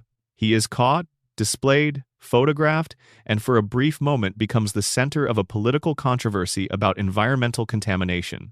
A candidate for governor uses him as evidence that Burns is poisoning the local environment. Burns is forced to eat the fish on television. The political moment passes. Blinky fades from the narrative. But Blinky did not fade from the river. The show establishes clearly that Blinky is one of a population of three-eyed fish living in the Springfield waterways. He is not a unique individual mutation. He is the most visible specimen of a broader phenomenon. He happens to be the one that was caught. The population producing him is presumably still in the water, presumably still reproducing, presumably still following the logic of a biological community that has been exposed to whatever the plant has been releasing into the watershed. Here is the question nobody in Springfield asked when Blinky surfaced. How long has this been happening? A three-eyed fish is a multi-generational development. Radiation exposure does not produce an extra eye in a single fish in a single lifetime. It produces genetic changes that accumulate across generations, changes that eventually express as observable mutations in organisms descended from the initially exposed population. For Blinky to exist, generations of fish in that river had to be exposed to radiation before his specific mutation became possible, which means the contamination has been ongoing for not years but decades. The plant has been releasing enough radioactive material into the Springfield watershed to produce observable, heritable mutations in the local fish population for an extended period of time. Blinky is the visible evidence of a process that has been running for much longer than his existence suggests. The human population of Springfield has been drinking water from that same watershed for the same extended period. The political moment when Blinky surfaced was the only moment when this implication was publicly acknowledged. And Burns ate the fish and the candidate lost and the moment passed and Blinky went back to being a background detail in the show's mythology, referenced occasionally, held in affectionate memory by the fan community, but not treated as the ongoing crisis indicator he actually is. Consider the generations of Springfield residents who were born, grew up, attended school, married, had children, and built their lives in the community while drinking water from a watershed that the fish already showed was contaminated.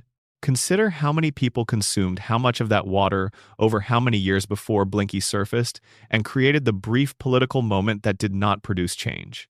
The neurological effects of radiation exposure are dose-dependent and cumulative. They develop over time. They are not immediately visible in the way that a three-eyed fish is visible. They produce changes in cognition and behavior that develop gradually enough that the affected individuals and their communities cannot easily attribute the changes to a specific cause. Springfield's population has been cognitively affected by what the plant has been releasing for long enough that the affected state is now the baseline. There is no generation currently living in Springfield that remembers what Springfield was like before the contamination had been running long enough to produce Blinky's ancestors. The current population of Springfield, cognitively shaped by what they have been drinking since birth, cannot compare themselves to an uncontaminated version of themselves that exists in their own memory. They are the baseline. The baseline is the contaminated state, and within that baseline, everything feels normal, because there is no other normal available for reference. This is the deepest implication of the radiation theory. Not that Burns is currently poisoning the population, that the population has been fully integrated into the contaminated baseline for so long that the contamination is now simply what Springfield is. Burns does not need to actively manage the population's awareness anymore. The question of awareness has been resolved by time and biology. The mechanisms of management were necessary at some earlier point. Now, the managed state is the natural state, perpetuated not by active intervention but by the accumulated effects of a process that has been running since before anyone currently living in Springfield was born. Blinky is still in the river, his descendants are still there, and the water still feeds the town. Number deep expansion. What Abe knew. Abraham Simpson is an underexamined figure in the show's mythology. He is usually a source of comedy, the rambling elderly veteran whose stories meander without resolution, whose long-ago experiences are increasingly irrelevant to the present, whose presence in the narrative is a vehicle for a specific kind of joke about old age and disconnection from modern life. But look at what Abe actually did. He lied to his son about his mother being dead. He showed Homer a fake grave. He maintained that lie for over 20 years. Through every occasion when the truth might have provided Homer with the comfort of knowing his mother's absence was not a reflection of his worth as a person. He knew his wife was alive. He knew she was in hiding. He knew why she was hiding and who had forced her there. He knew that his son believed he had been abandoned, believed it on the basis of a fake grave Abe had shown him, and he chose to maintain that belief rather than provide the truth that would have changed its meaning entirely. The show attributes this to Abe's emotional limitations, his inability to have the conversation, his generation's general relationship with unexpressed feeling. And those factors are probably real within the show's logic. But there is something else visible in what Abe did. He made a deal with Burns. He discovered something about Burns the show is deliberately vague about the specific crime, and instead of using it as leverage to protect his family or to pursue accountability, he traded it for Homer's job security. He turned the information into a guarantee that his son would have permanent employment at the facility owned by the man who had destroyed their family. Think about that arrangement carefully. Abe discovered that Burns had done something that gave Abe genuine leverage, and he used that leverage not to force Burns to face consequences, not to expose what Burns had done, not to protect the town from the man responsible for Mona's exile. He used it to ensure that Homer would always have a job at the plant that Burns owns, the plant that has been poisoning the town. The deal protected Homer economically while keeping him exactly where Burns needed him, in Sector 7G, at the console he sleeps at, performing the safety function that ensures the violations continue. Abe's deal did not protect Homer from Burns. It delivered Homer to Burns on terms that Burns could accept without any real sacrifice. It is possible to read this charitably. Abe was old. He was limited. He was operating in a specific emotional and economic context, with a son who had already been damaged by Mona's disappearance and who needed stability. The job guarantee was something real that Abe could provide in a situation where he was otherwise powerless. But the charitable reading coexists with the structural one. Whatever Abe's intentions, the deal produced a specific outcome. Homer's position at the plant was secured. Burns's operation was protected from the leverage Abe had against it. The family remained inside the system that Burns had built to manage them. Abe knew about Mona. He knew about the deal. He knew at some level the full architecture of what had been done to his family. He was the only person who knew all of it, and he took most of it to his grave without telling Homer. Homer could have known. Homer could have been told at any point over several decades what had actually happened to his mother. Abe could have sat Homer down and explained the chain of causation, Mona's activism, Burns's retaliation, the FBI, the deal, the fake grave, all of it. Could have given Homer the full picture and let Homer decide what to do with it. He did not. He maintained the arrangement. He let his son spend his adult life working for the man who had taken his mother, without ever connecting those facts.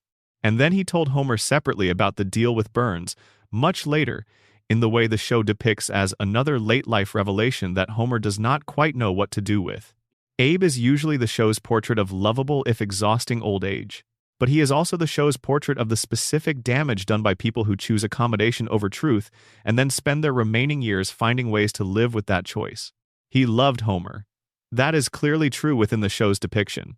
He made choices in the specific ways that people who love their children sometimes do by protecting them from truths that might have been useful, by making arrangements that felt protective in the moment and that locked certain possibilities closed permanently. Homer is the specific product of all of it, of Abe's choices, of Mona's choices, of Burns's choices, of the specific convergence of those three adults' decisions in a particular period of time in a particular town, and Homer goes to work every morning and has no idea. Number. Deep expansion. The couch. The couch gag. Every episode of The Simpsons opens with the same sequence. The family members race from various locations toward the family room. They converge on the couch. Something happens increasingly elaborate with each passing season, increasingly willing to abandon the logic of the physical world in pursuit of the visual joke. The family ends up on the couch in some configuration. The scene cuts to the episode proper. It is a cold open. It is a visual signature. It is the thing that begins the show. Under the coma theory, the couch gag is the most important image the show produces. Homer's dreaming mind returns, at the opening of every dream cycle, to the same image. The family on the couch, together, assembled, present. It does not matter what configuration they end up in. The point is not the configuration. The point is that they are there. All of them. In the same place. The family intact. Every episode begins with the family on the couch because that is the image Homer's unconscious mind needs before it can tell any story at all. The story can only begin once the family is accounted for. Once Homer can see in whatever form the dream makes visible that everyone is present and the household is intact, the couch gag's increasing elaborateness across the seasons mirrors the dream's increasing surrealism. In the early seasons, close to the coma's beginning, when Homer's brain was most intact, the couch gags are relatively simple. The family runs in and something slightly unexpected happens. In later seasons, the gag has become an entire animated short film in its own right, a piece of visual art that has nothing to do with the couch or the family room except that it ends with the family assembled in front of the television. The destination is always the same. The elaborateness of the journey to get there increases as the dream becomes less anchored to ordinary physics. But Homer's unconscious mind always gets the family to the couch before the episode starts. Because the episode cannot start until they are there. Because the dream cannot begin without first establishing the one non-negotiable condition: the family is together, the family is okay, the family is home. Every week for 36 years, the dream begins with the same confirmation, the same answer to the same unspoken question. Are they there? Yes, they are there. Okay. Now we can begin. Number. Deep expansion. The tire fire. Springfield has a tire fire. It has been burning for as long as anyone can remember. It burns at the edge of town, visible on the horizon, producing a column of black smoke that has been a feature of Springfield's skyline in establishing shots across decades of episodes. Nobody puts it out. Nobody investigates it. Nobody appears to find it particularly remarkable. The tire fire is the most honest image in the show. A tire fire, in the real world, is an environmental and public health problem of significant scope. Burning rubber produces an extraordinary range of toxic byproducts. The smoke is carcinogenic. The groundwater contamination from a large tire fire can extend for considerable distances. A tire fire of the scale suggested by Springfield's visible, long-burning column would be a serious concern for any regulatory body operating in the vicinity. Springfield's tire fire has been burning for decades. It is treated as part of the landscape, a background element in shots that are supposed to communicate the texture of Springfield's environment. It is not a crisis. It is wallpaper. This is the show's smallest and most precise statement of everything it has been saying for 36 years. The contamination is not a problem in Springfield. It is a feature. The specific things that should alarm the community, the cracked cooling towers, the luminescent rats, the three-eyed fish, the tire fire, the human skeletons in the plant's basement, are not alarming because they have been present long enough that they have become ordinary. They have become Springfield. A community that can incorporate a decades-long tire fire into its aesthetic, that can include it in establishing shots as texture rather than crisis, is a community that has been fully conditioned into its own. Contaminated normal. The adaptation is complete. The thing that should prompt response has been absorbed into the baseline. The tire fire will keep burning. Not because nobody could put it out, because in Springfield, the burning tire fire is simply what the horizon looks like. And the horizon has looked like this for so long that nobody thinks to imagine it looking different. Number. Deep expansion. The Springfield economy and why it cannot change. The Springfield nuclear power plant employs a significant portion of Springfield's working population. This is established across many episodes and is consistent with the kind of economic geography you find in communities built around a single major industrial employer. The plant is the dominant private employer. Its payroll flows through the local economy through Moe's Tavern and the Quick E-Mart and the various small businesses that exist to serve the people the plant employs. This creates a specific kind of economic dependency that is qualitatively different from ordinary commercial relationships. When your salary comes from an employer, you have a contractual relationship. You can leave, you can negotiate, you can, in principle, make choices about the terms of your participation. The relationship is real and the power differential is real, but it has defined limits.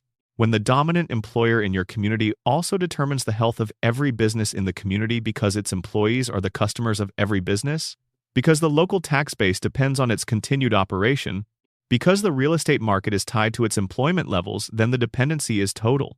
Your choices about your relationship with that employer now have implications that extend to your neighbor's business, to your friend's job at the diner, to the school's funding level, to the quality of the road out of town. Springfield cannot challenge Burns's plant without potentially destroying the economic ecosystem that the entire community depends on. This is not a theoretical possibility. This is the immediate visible consequence of any serious challenge to Burns's position in Springfield. The German investors who bought the plant and tried to run it legitimately nearly went bankrupt from the safety compliance costs alone. Burns bought it back at the reduced price their financial distress created. The lesson of that episode is not subtle. The plant operating legally and safely is not economically viable at the scale Burns runs it. The violations are not separate from the business model. They are the business model. The plant generates its returns because it does not bear the costs of operating within regulatory standards. If it bore those costs, it would not generate the returns that make it worth operating, which means the contamination, the three-eyed fish, the radioactive waste in the river, the luminescent rats, the effects on the human population is not a side effect of the business. It is a condition of the business. The contamination happens because the business cannot be profitable without the contamination. Fixing the contamination would fix the business model out of existence. Burns knows this.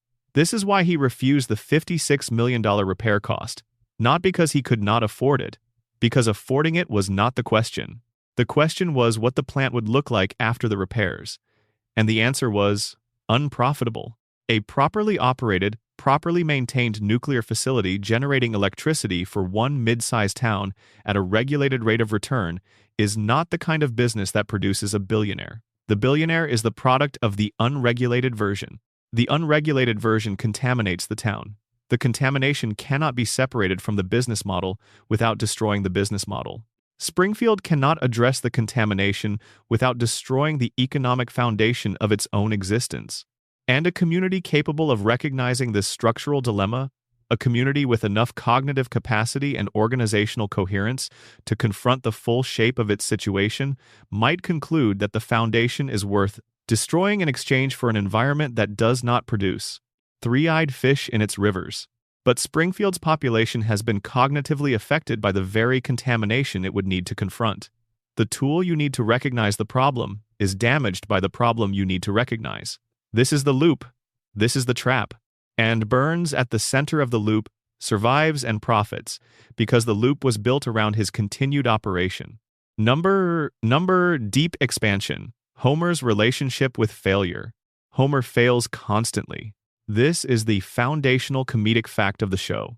Every episode, in some form, involves Homer making a mistake, misjudging a situation, being unable to meet a challenge, causing a problem for himself and the people around him through some combination of inattention, misinformation, physical clumsiness, and the specific brand of emotional overconfidence that makes him certain he can do things that all available evidence suggests he cannot. He fails. Things go wrong, the episode plays out the consequences, and then, in the final act, something resolves.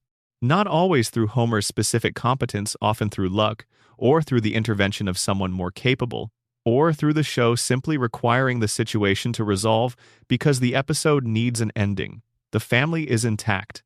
Homer has learned something, or has not, and either way the credits roll and next week he fails again. This cycle has been running for 36 years. It is the engine of the show. And within the coma theory, it is the engine of the dream. Homer's dreaming mind generates episodes of failure and recovery, not because it enjoys depicting failure, but because the recovery is the point. The dream needs to fail so it can recover. The recovery is what the dream is for. If the dream just played pleasant scenarios where Homer competently managed every situation, there would be no drama, no tension, no emotional release in the ending where everything turns out okay. The dream generates problems so it can generate solutions. Or more precisely, the dream generates the sensation of almost losing the family in order to generate the sensation of having the family restored. The emotional rhythm is, things go wrong, everything is at risk, and then the family is fine. Homer is home. The situation has resolved. This is not the dream of a man who is at peace. This is the dream of a man managing terror. The specific terror of someone who is afraid they have already lost everything but cannot be certain, and who needs to keep running the simulation of loss followed by recovery to reassure himself that the recovery is possible, that the family, threatened, comes back, that the home in jeopardy holds. Every episode is Homer's unconscious mind testing the premise. Is the family still intact? Can they survive this? Are they okay? And every episode ends with the answer, yes. They survived. They are okay. The home holds. The test is not a game. It is the specific kind of ritual that grief and fear require. The need to check, and check again, and check once more, that the thing you are afraid of losing is still there.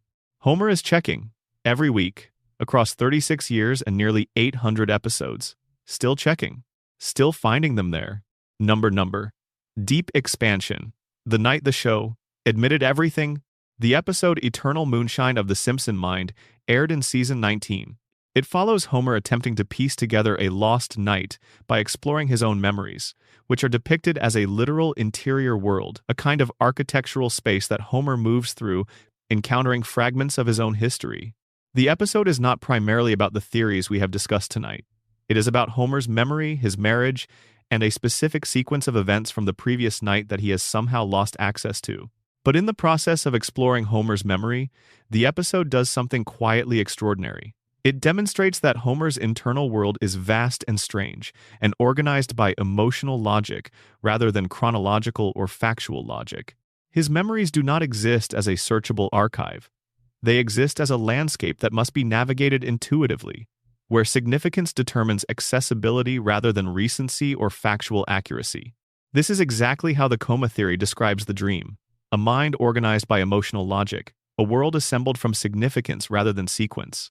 Homer moving through his own memory in this episode is, within the coma reading, Homer's dream briefly becoming self-referential, the simulation depicting itself as a simulation, the dreaming mind briefly aware that it is organizing experience rather than recording it. The episode plays this as a mystery plot, which is how the show always handles its most direct engagements with its own nature. The meta-commentary arrives in the guise of genre, but the picture it draws of Homer's interior architecture is the most direct confirmation of the coma theory the show has ever offered without actually offering it. A mind that works the way Homer's is depicted working in that episode, organized spatially, accessed through emotional resonance, filled with fragments that rearrange themselves based on the current need, is a dreaming mind. That is what dreaming looks like from the inside. That is the architecture of unconscious experience. Homer navigates it because Homer is always navigating it. The episode just showed you the navigation directly. Number. Deep expansion. The yellow. The yellow requires direct attention before we close. Every Springfield resident is yellow. Not a jaundiced yellow, not an unhealthy tinge, a rich, primary, crayon yellow that covers skin uniformly, and that is so thoroughly the normal visual state of the Springfield world that most viewers stop seeing it after a few episodes. It becomes the baseline, the skin color of the people who live here. And then someone from outside Springfield arrives, and they are not yellow. The celebrities are not yellow. The government officials are not yellow. Characters established as living outside Springfield are not yellow. The color difference is visible. The show draws outsiders differently from insiders. The visual distinction between someone from Springfield and someone from somewhere else is immediately apparent in the character design. The conventional explanation, The Springfield residents are drawn in the simplified, exaggerated style of the main cast, while guest characters are sometimes drawn more realistically to emphasize the distinction. The yellow skin is a stylistic choice that distinguishes the show's core world from the intrusions of realism that guest characters sometimes represent. This is probably the explanation the animators were working with, consciously, when the visual grammar of the show was established. But within the logic of the radiation theory, the yellow is diagnostic. It is the most visible physical indicator that distinguishes people inside the contamination zone from people outside it. The color is not a style choice that exists only at the level of production. It is, within the show's universe, the actual color of these people's skin, a physical characteristic that emerged from whatever the long-term environmental contamination has done to the melanin and subcutaneous tissue of Springfield's resident population. Visitors to Springfield are not yellow because the contamination has not affected them. They carry the coloring of unaffected humanity. Springfield residents are yellow because something has changed at the level of their basic biological expression. Something in what they have been consuming for generations has altered a visible, external characteristic. The most obvious marker of the mutation is the one that is least likely to raise suspicion, because it is so ubiquitous within Springfield that everyone who would notice it is also yellow. You cannot see your own skin color as anomalous if everyone around you has the same skin color. You cannot identify your 4 fingers as unusual if everyone else in your world also has 4 fingers. You cannot recognize the bulging eyes as a deviation from normal human anatomy if the only human anatomy you have direct experience with is the anatomy in the room. Burns's employees do not notice they are yellow. Springfield residents do not notice they are yellow. The show's audience stops noticing they are yellow within the first few episodes because the show makes Springfield's baseline the visual default, and everything within that baseline registers as normal. This is the radiation theory's most precise visual proof, and it is hiding in plain sight in every frame of every episode, bright and yellow and visible to anyone watching from outside the contamination zone. Which, if you are watching the show from your home tonight, is you. You can see it. The people inside the show cannot. That is the whole story, really. Compressed into the color yellow, repeated 800 times across 36 years, offered to every viewer as a visible fact that the characters themselves cannot see. The show has been showing you the evidence the whole time. You just had to look. Number final thought, why we come back. We have been here a long time tonight. We started with a nuclear power plant and ended with yellow skin and the color of the sky in a dreaming man's invented town. We have followed threads from the obvious evidence to the structural implications to the emotional truth underneath everything, and now we have arrived somewhere quieter than we started. The theories are all interesting. The evidence is all real within the show's universe. The patterns are there to be seen by anyone who looks carefully enough and long enough. But the reason we care about any of this, the reason people spend hours in comment sections arguing about who really shot Burns, the reason the coma theory has been debated for decades, the reason an episode about Springfield's geography can feel like it matters is not because the theories are true, it is because the show is true. Not literally true, emotionally true, structurally true. True in the way that good art is true. It shows you something real about how the world works and how people survive inside it, wrapped in a form that makes the truth approachable. Homer's desperate love for his family is true. The way that love makes a man keep going despite himself, despite his limitations, despite the system that has been arranged to keep him exactly where he is, that is true. The way Marge holds everything together by choosing to hold it, day after day, without the acknowledgement the holding deserves, that is true. Lisa's refusal to stop asking questions in an environment that punishes the asking, that is true. Maggie's silent watching, her patience, her waiting for the moment that only she can see coming, that is true. And Burns's immunity, the plant's violations, the tire fire burning on the horizon, the fish with 3 eyes in the river nobody tests anymore, the collective agreement to maintain the official version of reality against the weight of evidence, the man tied to a train for telling the truth in a town that made truth illegal. All of that is true. All of it is depiction of real things about how real power operates in real communities. The show dressed it in yellow and put it on Sunday nights for 36 years, and never once called itself anything other than a comedy. Because if it had called itself what it also is, if it had stood in front of its audience and said, This is a serious portrait of how communities are managed into compliance by the forces that damage them. The audience would have processed it differently, would have engaged with it defensively, would have measured it against their own situations in ways that made the watching uncomfortable rather than warm. The comedy is not decoration.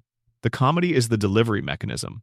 The laugh creates the opening through which the rest arrives. So we laughed. For 36 years we laughed. We laughed at Homer falling down and Burns forgetting his name and the fish with 3 eyes and the tire fire that never goes out. We laughed and we absorbed and we came back the following Sunday because the family was still there and the house was still warm and the couch still held all of them. And under the laughing, something was accumulating. The picture was building. Episode by episode, detail by detail, the evidence was being laid in. And every time we came back, we were looking at more of the picture than we had been looking at the week before. Tonight you have seen a version of the whole thing. The connections drawn, the threads followed to their ends. The shape that the accumulated evidence produces when you step back far enough to see it. It is Springfield. It is a town that should not exist and does. It is a family that should not have survived and has. It is a show that should have ended decades ago and continues. Because we need it to continue. Because the ending would mean confronting the passage of time and the permanence of loss, and the fact that the family we loved when we first watched, the couch and the house and the people on it, belong to a version of ourselves we cannot quite return to. So we keep the loop running. We watch. The family stays frozen at the ages we knew them at. The house stays exactly as it was. Homer stumbles through the door and everything is fine. And somewhere, in a hospital bed in a town that appears on no map, a man is dreaming of his children. They are young, they are there, they are safe. The dream continues. Good night, Springfield. Good night. Number. Deep expansion. The treehouse of horror as truth-telling. Every Halloween, The Simpsons produces an anthology episode that operates entirely outside the show's normal rules. The treehouse of horror episodes are explicitly non-canonical. Things that happen in them do not carry forward into the main series. Deaths within them do not count. The laws of physics and mortality and ordinary narrative sense are suspended. And in that suspension, the show often tells its most honest stories. The treehouse episodes are where The Simpsons depicts the things the main show cannot quite say directly.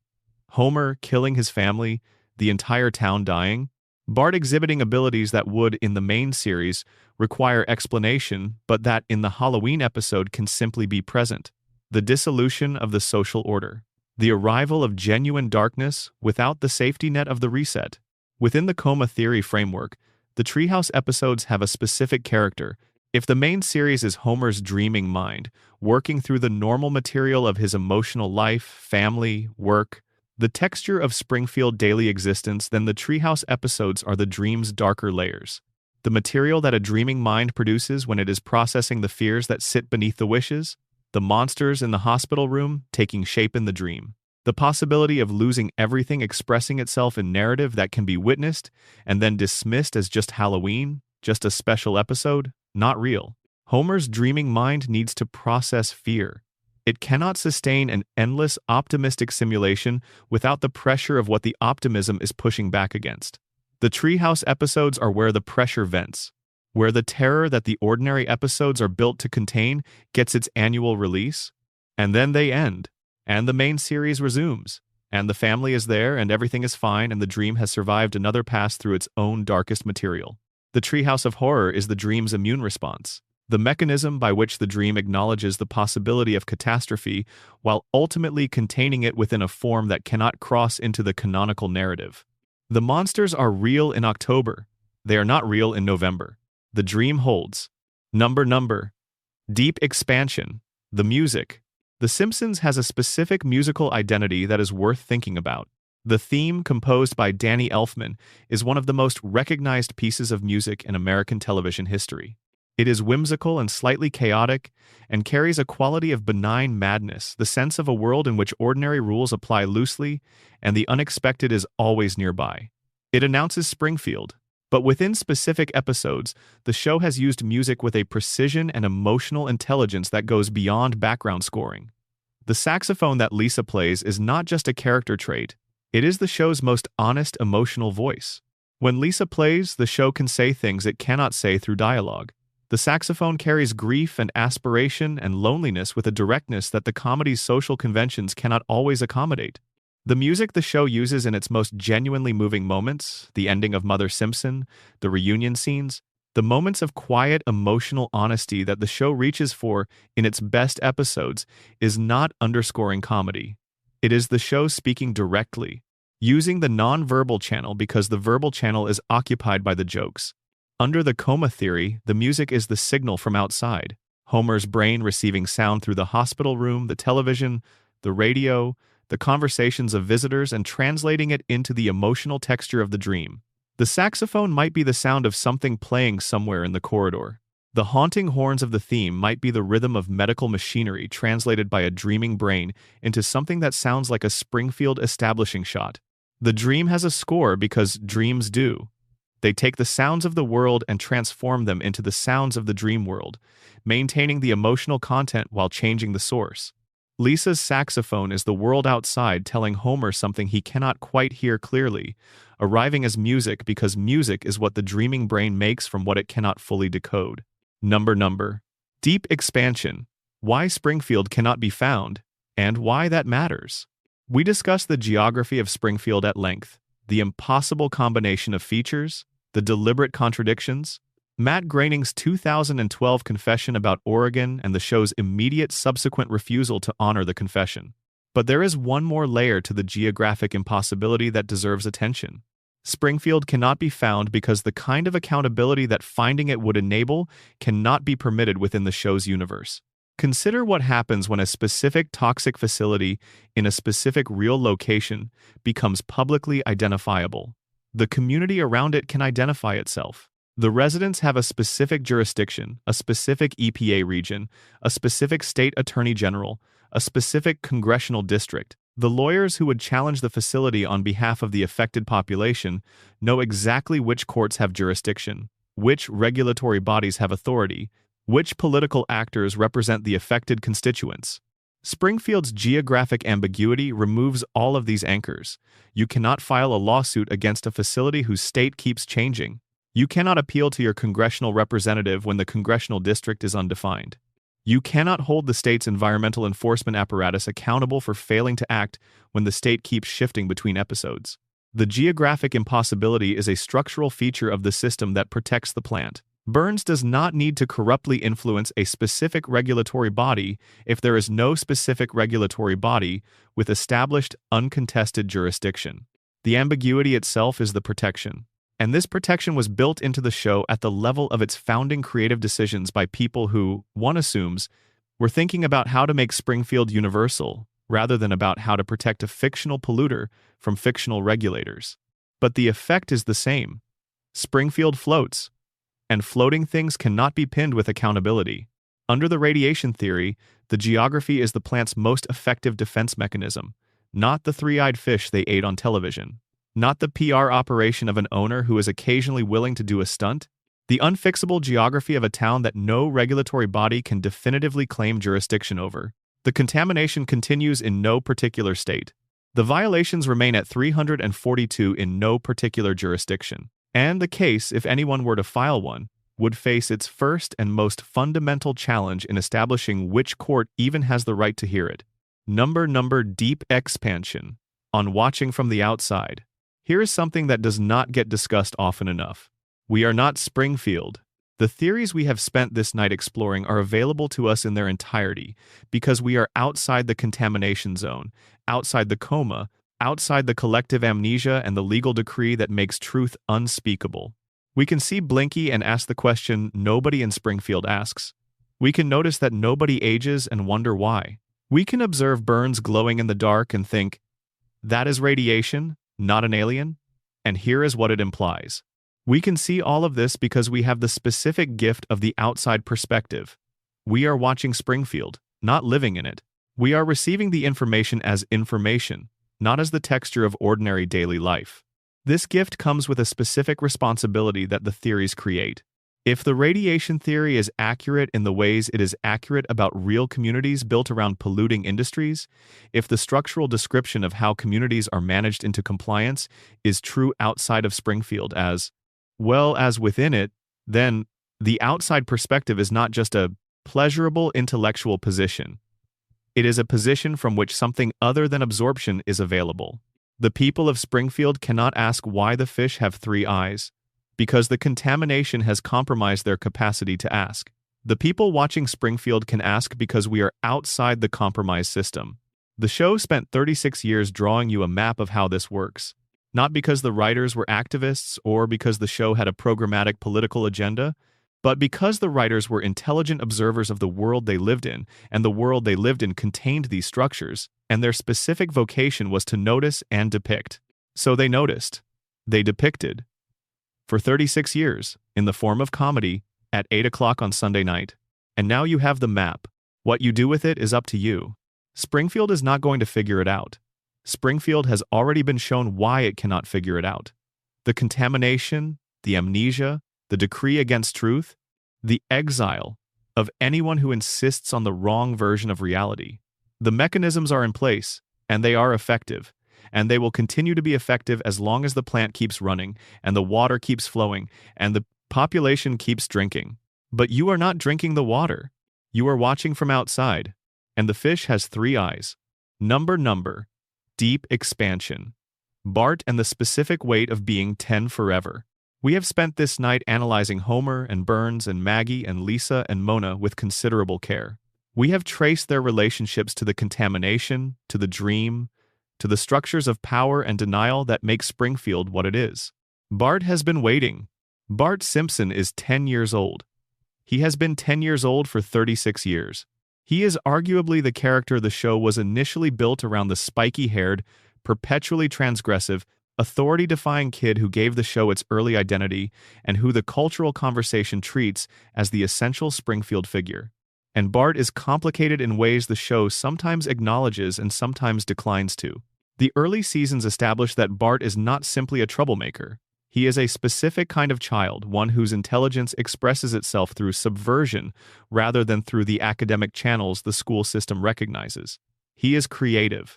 He is genuinely funny, in the specific way that requires intelligence to sustain. He reads situations quickly and responds to them with an adaptability that looks like impulsiveness from outside, but is operating on its own coherent logic. He is not stupid. The show sometimes plays him as stupid, but that is the show's concession to the comedy of the failing student. In his actual behavior, Bart is perceptive in ways that Homer is not, and that Lisa's specific brand of intelligence does not produce. He reads people. He manages social dynamics. He understands what makes adults react and uses that understanding deliberately. But he cannot get out of 4th grade, not permanently. He can learn within episodes things that matter. He cannot accumulate those learnings across the series in a way that changes his fundamental position. He is 10. He is in 4th grade. He is failing. He will keep failing. Within the coma theory, Bart is frozen at 10 because Homer's last clear image of Bart is Bart at 10. A mischievous, sometimes exhausting, genuinely funny, deeply loved 10-year-old boy whose particular kind of energy Homer finds simultaneously draining and essential. Homer cannot dream Bart older because he was not there to experience Bart getting older. He can only dream the version of Bart he knew, and the Bart he knew was always in trouble, always pushing, always testing the limits, and always, in the quiet moments beneath the pranks, wanting to know that his father was there and that the trouble was not enough to change that. The strangling, the recurring bit where Homer's response to Bart's provocation is to place his hands around Bart's neck in a gesture that looks like violence and functions as affection.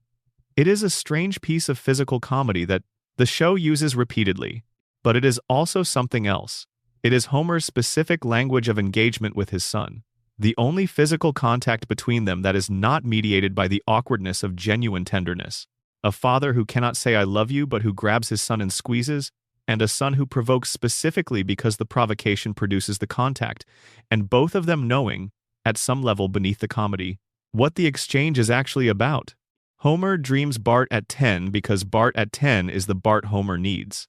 The Bart who still comes home after the prank. The Bart who is still small enough to grab. The Bart who has not yet grown into whoever he would become, whoever he has become, in the world outside the hospital bed, and who therefore cannot be lost to the process of growing up and growing away that Homer, unconscious, cannot follow. Bart is 10. He will be 10 next week, And he will be there, provoking, pushing, testing, and coming home. Because in the dream, that is what Bart does. Because that is what Homer needs him to do. Number. Deep expansion. The donuts. Homer eats donuts the way other people breathe. Consistently, continuously, with a dedication and apparent nutritional reliance that the show treats as one of his most defining characteristics. The pink frosted donut with sprinkles is the Homeric image as closely associated with the character as his yellow skin or his exclamation of exasperation. The show has used donuts as comedy vehicles across hundreds of episodes. Homer chooses donuts over his own safety, his professional responsibilities, his family's needs, his physical health, a donut in the reactor core, a donut at the moment of critical decision, a donut that costs him something important because the donut was what he wanted, and the donut was right there, and the consequences were abstract in a way the donut was not. Under the radiation theory, Homer's donut fixation is a symptom. The effects of chronic radiation exposure include metabolic disruption and specific changes in appetite regulation and impulse control that produce exactly the kind of compulsive, short-term pleasure-seeking behavior Homer consistently exhibits. His inability to prioritize future consequences over immediate satisfaction is not simply a character flaw expressing a moral failure. It is the cognitive signature of chronic neurological damage expressing itself through behavior. Homer chooses the donut because his neurological capacity for the kind of deferred gratification reasoning that would allow him to set aside the donut in service of a more important goal has been compromised. The damage to his executive function, the crayon, the radiation, the accumulated effects of a lifetime inside Springfield's contamination zone produces a brain that defaults to the immediate reward whenever the immediate reward is available. Burns benefits from employees who cannot easily prioritize long-term interest over immediate comfort. An employee who chooses the donut over the safety check is an employee who will not organize or resist or file regulatory complaints.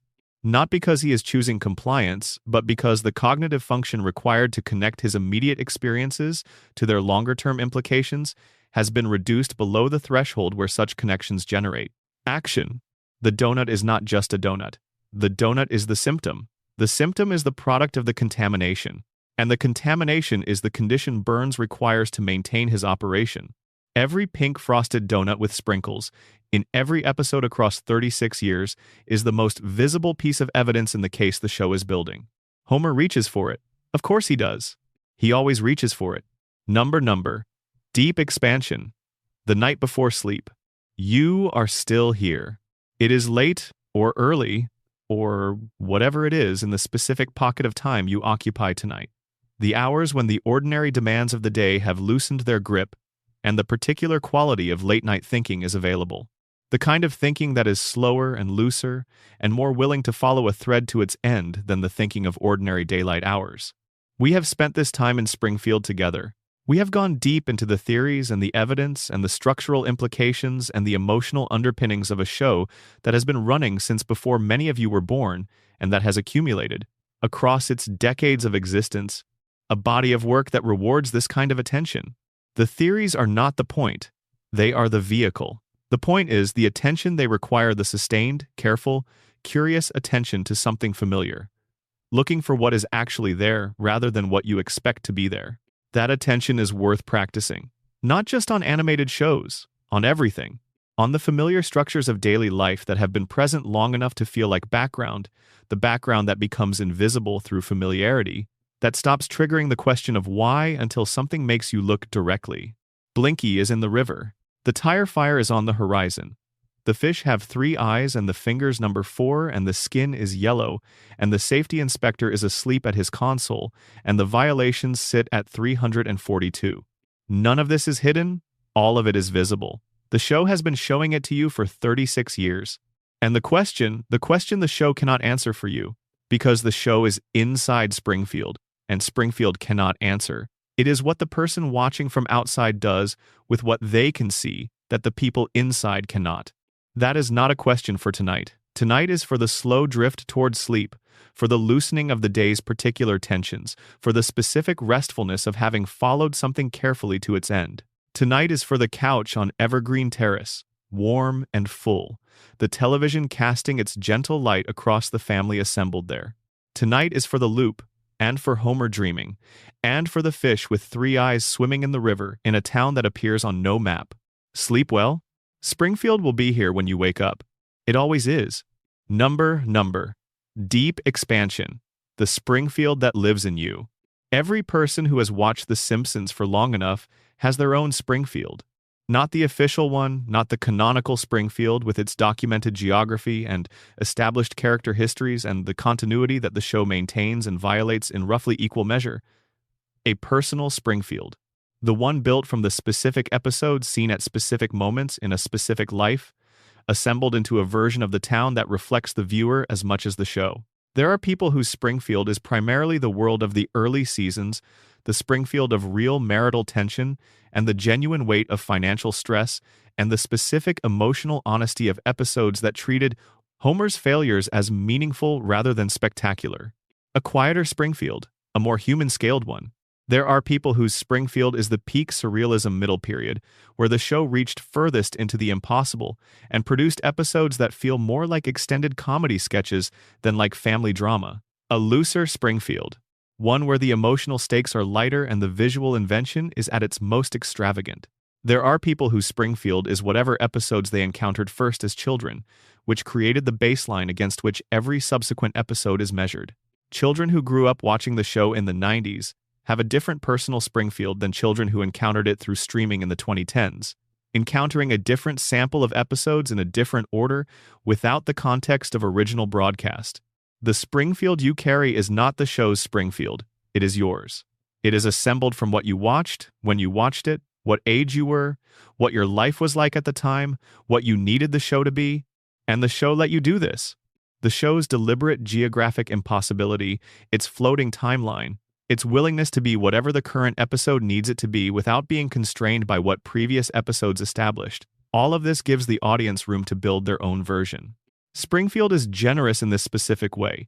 It does not enforce a single correct experience of itself. Under the coma theory, this is natural. A dream is a personal construction. Different dreamers would build different Springfields from the same available materials. The official Springfield, the one the show depicts, is Homer's Springfield, built from Homer's specific emotional materials. The Springfield you carry is built from yours. And both are real. Both function as places you can return to. Both hold something that matters.